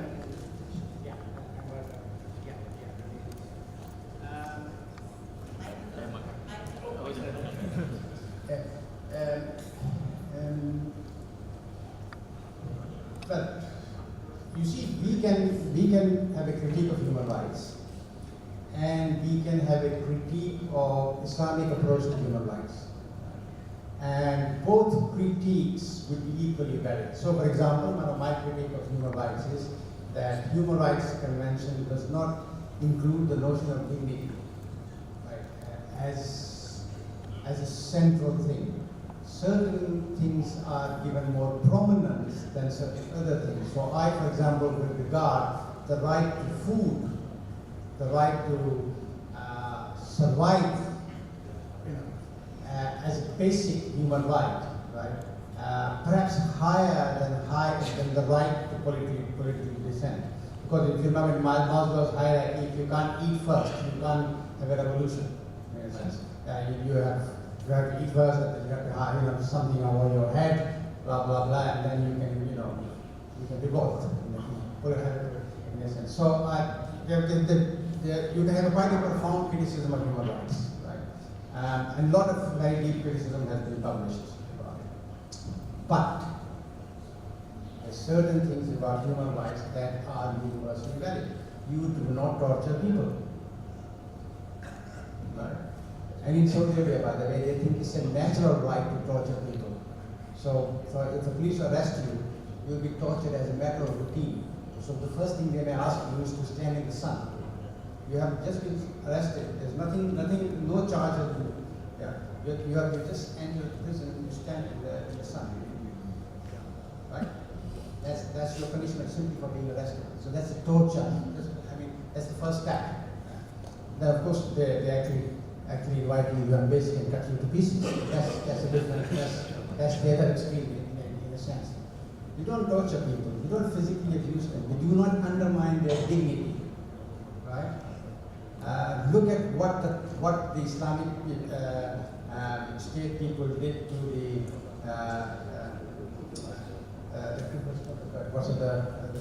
women, Iraqi women,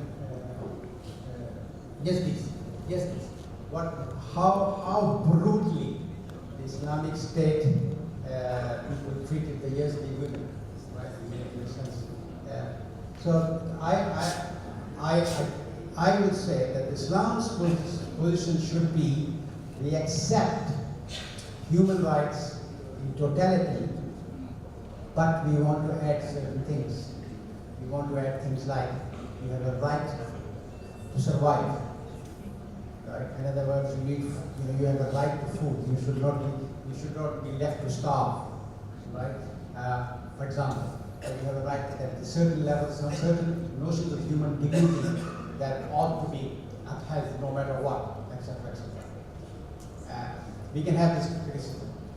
But what we can't do is to say what most Muslims, scholars who are against human rights, would say, this is a Western construction and therefore we will have none of it. We are quite happy with terrorizing our people, we are quite happy with torturing our people, in a sense. So the most criticism is very interesting. The Islamic Human Rights organization in England is actually run by Iranian dissidents who have experienced what human rights means to the Iranian regime. Right? And they, because of that experience, reject all notion or certain Western notions of human rights. And yet they kind of call themselves Islamic human rights in a sense. And many things, they will turn their back on. And I find that quite strange. So what I'm saying is that yes, you can criticize human rights from Islamic perspective, you can criticize Islam from Western human rights perspective, and I would say that both critiques are equally valid. And we need to go beyond the critiques and really construct something that has universal meaning. And at the end of the day, we actually respect and demonstrate in our society.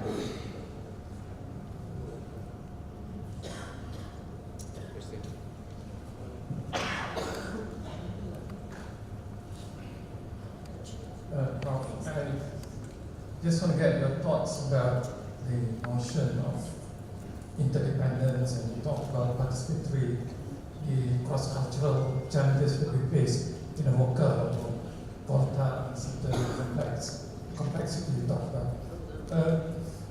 How do you help societies that have been so long conditioned to think to be dependent, to move to the level of interdependence, where we are comfortable with differences, diversity and such? What do you see? Do we need to help ourselves move to become independent first? Meaning Muslims got to be comfortable by themselves in their own knowledge, at the same time comfortable talking about differences with differences with others. Have you got some views about this, because I suspect in a complex, complexity and talk about diversity and the need to be participatory. How comfortable are we with uncomfortable? Thank you. That's a fascinating question, I think you said. You cannot really appreciate interdependence unless you appreciate your own independence. In the sense you have confidence in your own thought, in your own culture. If you are uncertain about your own, own kind of humanity, you're unsure about your own history, where you come from, you're going to have difficulty with relating to others in a sense. So you do need to begin with having certain confidence in your own culture. It's interesting. Some of you may think I'm against Muslim history. I think Muslim history is incredible. Our tradition is absolutely phenomenal, right? And we can learn an incredible amount from the tradition and our culture. But I don't believe that every single answer to every single question that humanity has ever raised is in our culture. It's simply not there, right, in a sense. And not all aspects of our classical culture has relevance to contemporary times. It needs to be studied for its own sake, for its own knowledge, but it doesn't have relevance to contemporary times. And if all of our answers all of our questions are already answered in history, then what the bloody hell are we doing now? What is our function now? What the construction of contemporary Islam has done. When I say contemporary, I mean the last 50, 60 years. That Islam that we see after the 1950s. What that Islam has done, it has made the believers totally redundant and empty. Because it says that all you need to do is to believe, have the right aqidah, and you will be alright. Well, all those people who died, right, in the Iraq-Iran war, they had right aqidah, but they were not saved. I mean, in a sense, to me, belief is only the first step. You really do need to interrogate your own belief and understand what you really believe. I mean, do we believe that all other people are kafirs apart from us, right? Or do we need to rethink what kafir means, right? It may be a term that had relevance in history when things were black and white, but it's perhaps not a term that has relevance in contemporary times when things are hell of a lot of shades of grey. And there's not just one shade of grey, there are hundreds of different shades of grey in between. So how do you kind of suddenly just come out and say, this person is, kafir and has nothing to do with us, or nothing to say with us. So I think we do need to interrogate not just what we believe and how we construct our belief, the concepts, right? And only after this interrogation can we have confidence in ourselves. And when we have confidence in ourselves, of course, we feel independent. And when we feel independent, then we can easily take the next step and become interdependent with others. The point I'm making is that in a complex society, a complex world in which we live, which is globalized, interconnected, instant communication, no society, no community can solve its problems on its own. And its problems not necessarily may be just limited to it, but they may be global problems. So climate change will affect us all, even though it may affect us differently in different ways, right, in a sense. If, for example,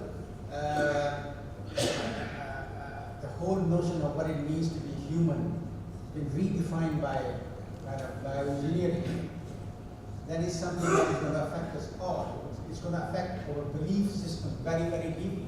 What it means, right, to be alive, what it means to be dead, and that's something that goes to the core of our belief as Muslims. So we do need to engage with these issues. We can't just say that these are issues that will concern us.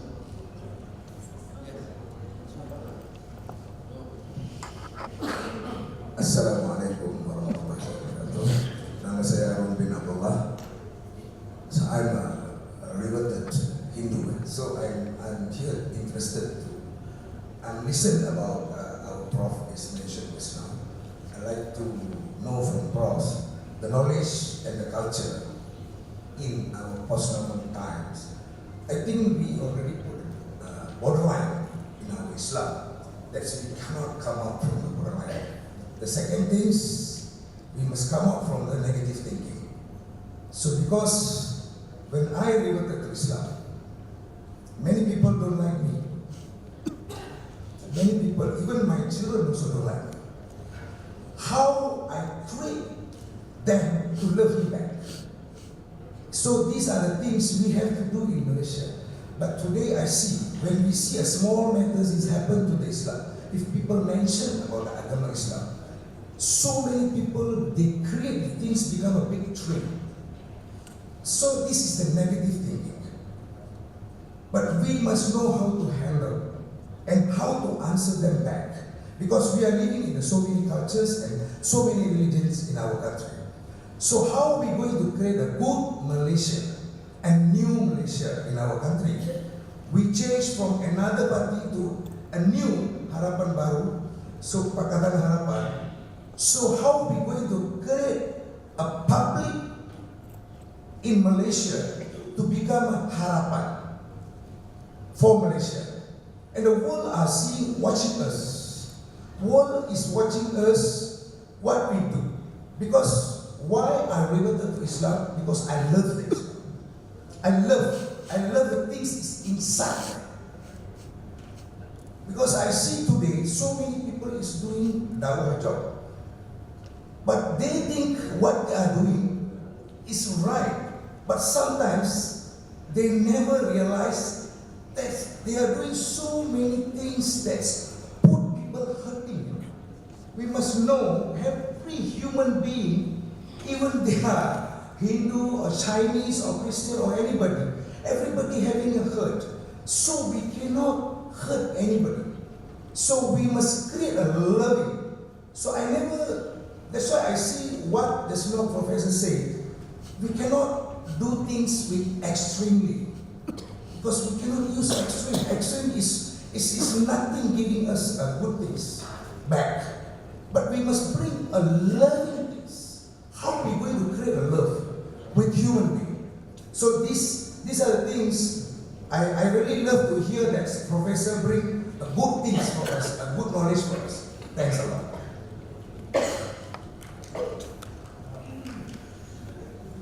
Well, clearly not by saying we should love each other.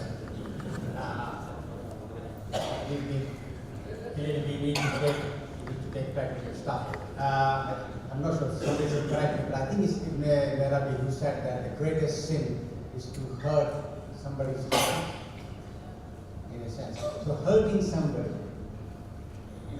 in heart, it's not talking about physical, it's talking about heart emotionally, or maybe undermining your dignity or dignity. That's probably the worst sin in society.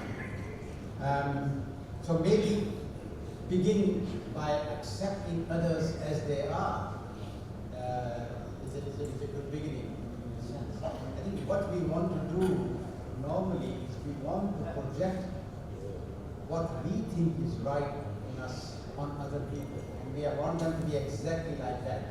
And I think it begins with children. We want our children to be our clones. And if they are not our clones, then we think they are bad children. Right? We cannot distance ourselves and say, let them grow, let them flourish, not just as Muslims, but as human beings in the way they want to flourish. Right? I must admit, I kind of influenced my children very subtly and brainwashed them, but in such a subtle way that they didn't know that they were being brainwashed. Right? And, because we all want our children to succeed, and we all want,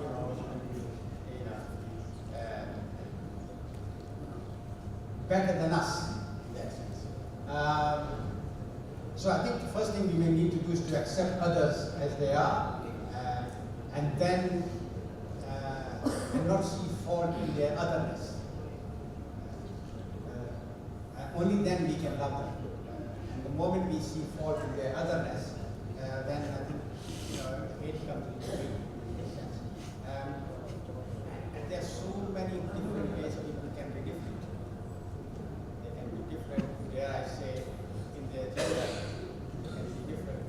dare I say, in Malaysia in their sexual orientation. They can be different, dare I say, in their ethnicity. They can be different in their religious outlook. They can be different even in the way they express their Islam view. And we need to appreciate all that difference, differentness, and not necessarily see it as a bad feature. We don't always have to see it as a good thing. We can just accept the difference in its difference, right? Without trying to turn it into something that resembles us. I think if we can do that, then maybe we can learn to love. I mean, in a sense, what is really missing from Muslim societies, and I have traveled from Morocco to Indonesia more times than I can say.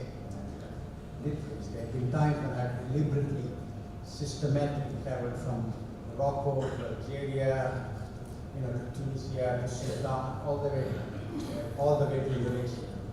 And one thing I've noticed in Muslim societies, love is actually absent.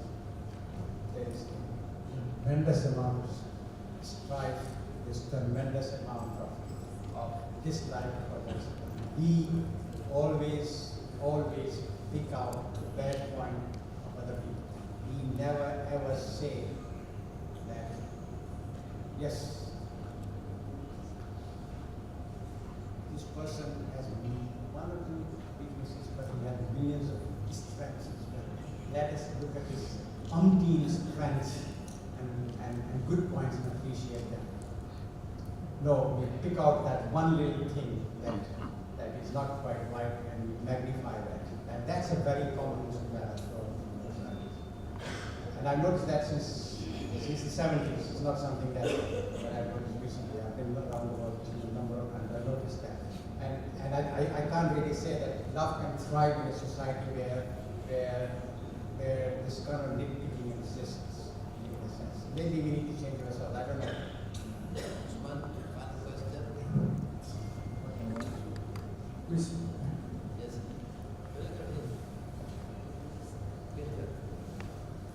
Bismillahirrahmanirrahim. Assalamualaikum warahmatullahi wabarakatuh. Thank God, Alhamdulillah, good to meet you again tonight for many years. Thank you for speaking on this topic. Basically, I have some comments and also question or two that I would like you to respond.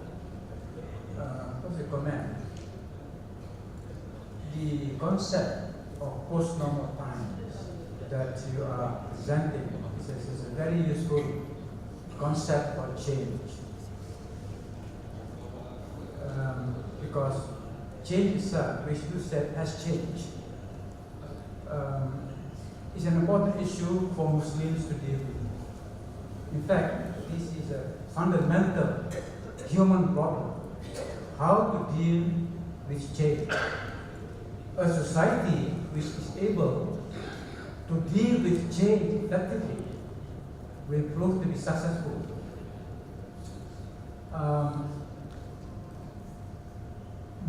As I see it, of course, the term post-normal time.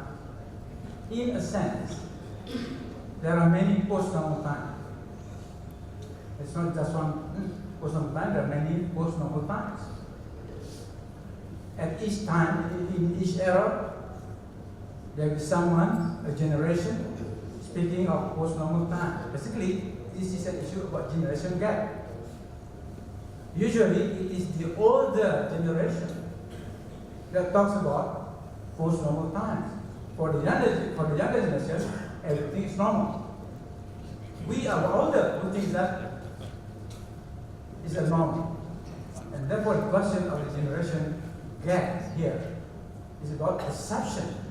About perception, in the case here, when we refer to Islam, knowledge and culture, basically, what your title is poses what? Okay. in normal times, quote unquote, in normal times, what would be the relationship, inter-relationship between Islam, knowledge, and culture? And in the so-called post-normal time, what would be the inter-relationship?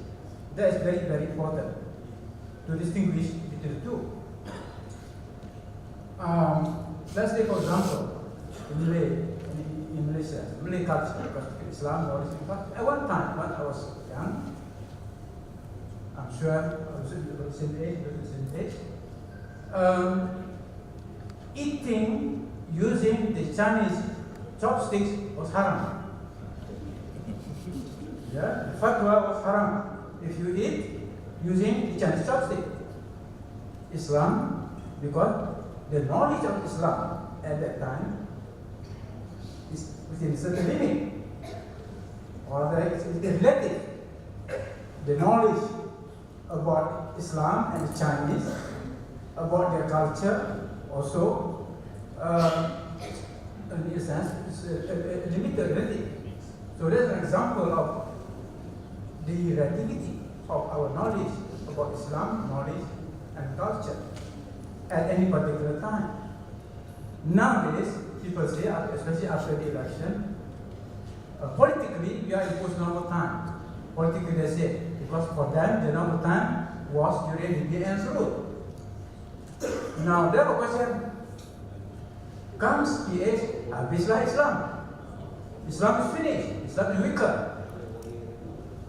What sort of mind is saying that? The person who said that, of course, said that based on his understanding of what Islam is, not what Islam is, not what Islam is, but what he thinks Islam is. And in terms of the collective knowledge of those who say that, the same thing is related. So what I'm saying that your concept perhaps will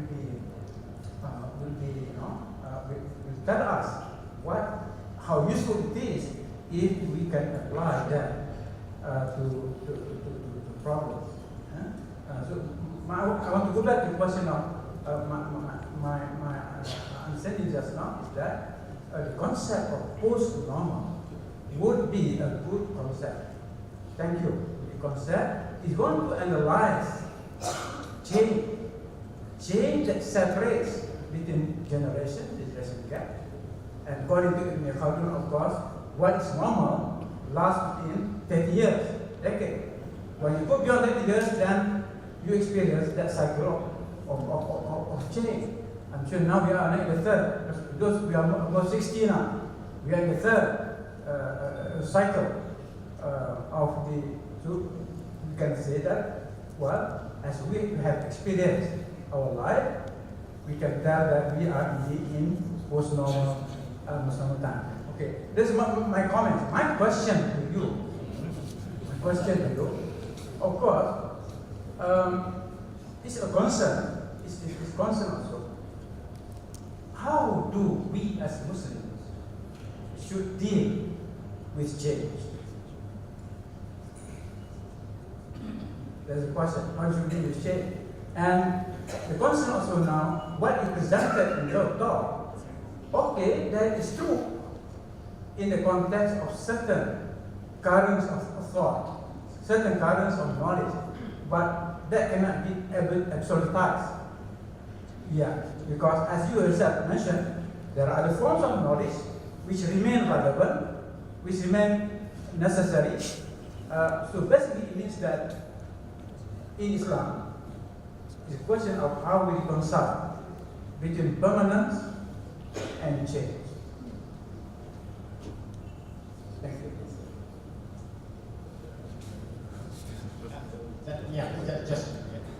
Just one couple of corrections. When I talk about post-normal times, I don't mean just the generation gap, because there are certain things of much bigger scale than generation, which are changing in a way that we cannot imagine. One is climate change, which is a generation. Second, the whole notion of new geological age is beyond generations. Other things appearing, like I mentioned, artificial intelligence, bioengineering, We have new form of diseases that we could not have imagined in the past. And the way these diseases spread, so the speed with which these diseases spread and become pandemics has not been experienced in history. So it's not post-normal times, it's not just a generation thing, it's also a historical thing. There are many things that are unique at this moment in history. And they're unique in this moment in history because they have not occurred in the past. Right? So that's where post-normal times is much bigger there. Then I just want to comment on your thing. You said it is not what Islam is, it is what somebody's understanding of Islam is. Let me say to you, nobody knows what Islam is. All we have is our understanding of what Islam is. In other words, you can't tell me what Islam is, because your understanding of Islam is only one understanding of Islam. I can't tell you what Islam is, unless I'm scared with it, the thing on my head and I claim that. All I can tell you is this is my understanding of Islam, in a sense, right? So the notion that somebody has an absolute understanding of Islam, in my opinion, is the biggest fallacy of all. Of course, there are common grounds that we all agree on. In the Quran is words, God, prayer, aqidah, basic thing, life, akhirah, etc., etc. But as Dr. Rahman said, what happens beyond the basics? Once you lay your foundation, what does the wall look like? What does the windows look like? What does the roof look like? Is the house just a small 4x4 feet, or is it a mansion? Right? That understanding of Islam differs from society to society and individual to individual and context to context. And I would say it can change quite radically and still remain true to its original self. That's how I put it. So I will never argue that Islam is full stop. Islam is not full stop. Islam is many things and it's not many things. The second thing, the question is, what do we do about change? So I think in a sense, ultimately that is a very, very important question, and now at this moment it's a question not just for Muslims but for humanity as a whole. How do we adjust to change? What can we do?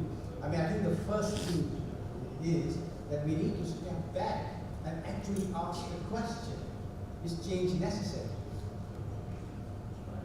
Because in many cases, a great deal of change is not actually necessary. It's simply because it's deeply embedded in a trend and we are taken over by a trend. So, you may ask, does Kuala Lumpur need new shopping malls? Because it's a question of change. Right? Does Kuala Lumpur need shopping malls? A lot of people will answer yes, simply because building shopping mall is part of the deeply entrenched trend that has existed here for the last 30, 40 years. And people just follow trends. They don't step back and ask a fundamental question. Then once we ask the question, is change necessary? Then we have to ask, what kind of change is necessary? Is all change relevant for us? What kind of change that is that we don't actually want? What do we want not to change? The question is, we have never asked these fundamental questions. Even the most dynamic aspect of Islam, which is actually all about change, the notion of ijtihad, has been rendered useless. The Saudis will be the first one to tell you that we do ijtihad. We do ijtihad every year. We have a conference and we do this and we do stuff like that. And nothing could be further from the truth. The notion of ijtihad and the Saudis just do not go together. In my case, to my mind. So I think we have to begin by asking fundamental questions about change before we can actually decide what to do. And since we have not even learned to ask those questions, the very idea that we are able to do something about change, I think, is a bit superfluous. First, we have to step back, in a sense. And the idea of stepping back is something we don't appreciate, in a sense. And so having this gathering where we sit down and think collectively, that's a way of stepping back. and we can ask what kind of change does Malaysia need, what kind of change Malaysia does not need, right? What is there that we do not want to change, but what is there that we definitely want to change? And what are things which are forcing us to change in a particular direction? And where will that change take us, right? And then we ask, what do we do to make sure we don't go in the direction that change is taking us, that we go in a direction that we actually desire. And that means we have to think in a futurist framework, right, in a sense. And most of our thought looks back at history. We idealize our history, even though our history is, we have idealized the Sira. We have taken the humanity of the Prophet away from him and turned him into a kind of angel figure. So a lot of the Sira does not actually demonstrate the human struggle that the Prophet engaged in, or the thought he put in. I mean, how many books of Sira you have read where it simply says, you know, the life in Makkah became very difficult, therefore he migrated. Read Ibn Sa'd, first Bible written, edited by Ibn Sham, tells you nothing about the fact that in fact he spent a long time planning the migration. The routes were planned in great detail, right? False traps were laid, right? Even the idea, you know, who will be sleeping in his bed when the Quraysh will come came had been thought months before, right? And he had explored the local towns, etc., etc. All that aspect is missing from the Sira. So even the Sira that we have is almost kind of magical. You know, he migrated to Medina, the Quraysh came, and all they saw was Ali lying in his bed. Right? How the battles were fought, and how much thought was given to that, in those battles. And so all the kind of real human effort and planning, the future thought that the Prophet engaged in are expunged from the history that we read, the Sira that we read.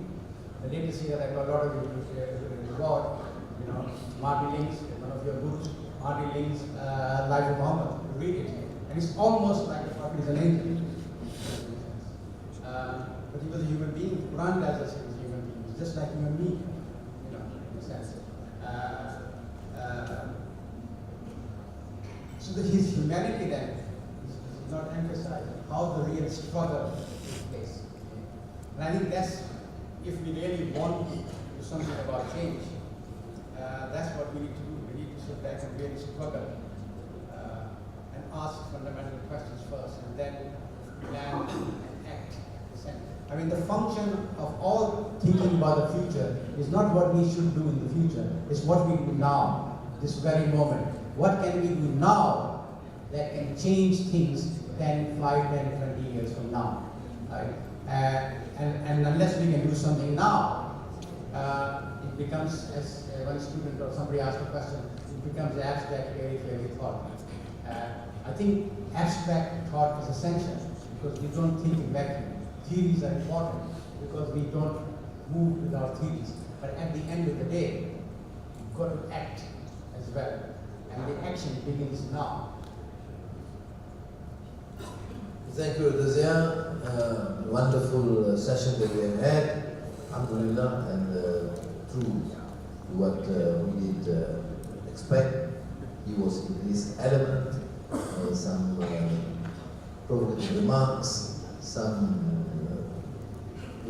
would require us to strongly rethink and evaluate. I would suggest strongly, therefore, that you obtain some copies of these books related to future studies, and I mentioned Makkah specifically, and many other writings which I believe Kamar Ridafah was coordinating this would be able to email and provide these titles, which I believe you happen to be my student, I would certainly place these books as required in the list, because that would mean that you can fully comprehend what's been said, suggested, and and also as a plan of action. I must thank on behalf of all the assistance rendered by Kamaluddin and his staff, and more so Zaud Sada, who will be here a few weeks, and I'm sure you'll be able to have an opportunity to speak at some of the universities, at least select members of the staff to deliberate further some of the issues raised. So terima kasih banyak dan wassalamualaikum warahmatullahi wabarakatuh. Assalamualaikum warahmatullahi wabarakatuh. We then come to the end of the session tonight. On behalf of Forum Ilmuan Muslim, we would like to thank all of you for your presence, for your participation. Let's put our hand together for Professor Zelda.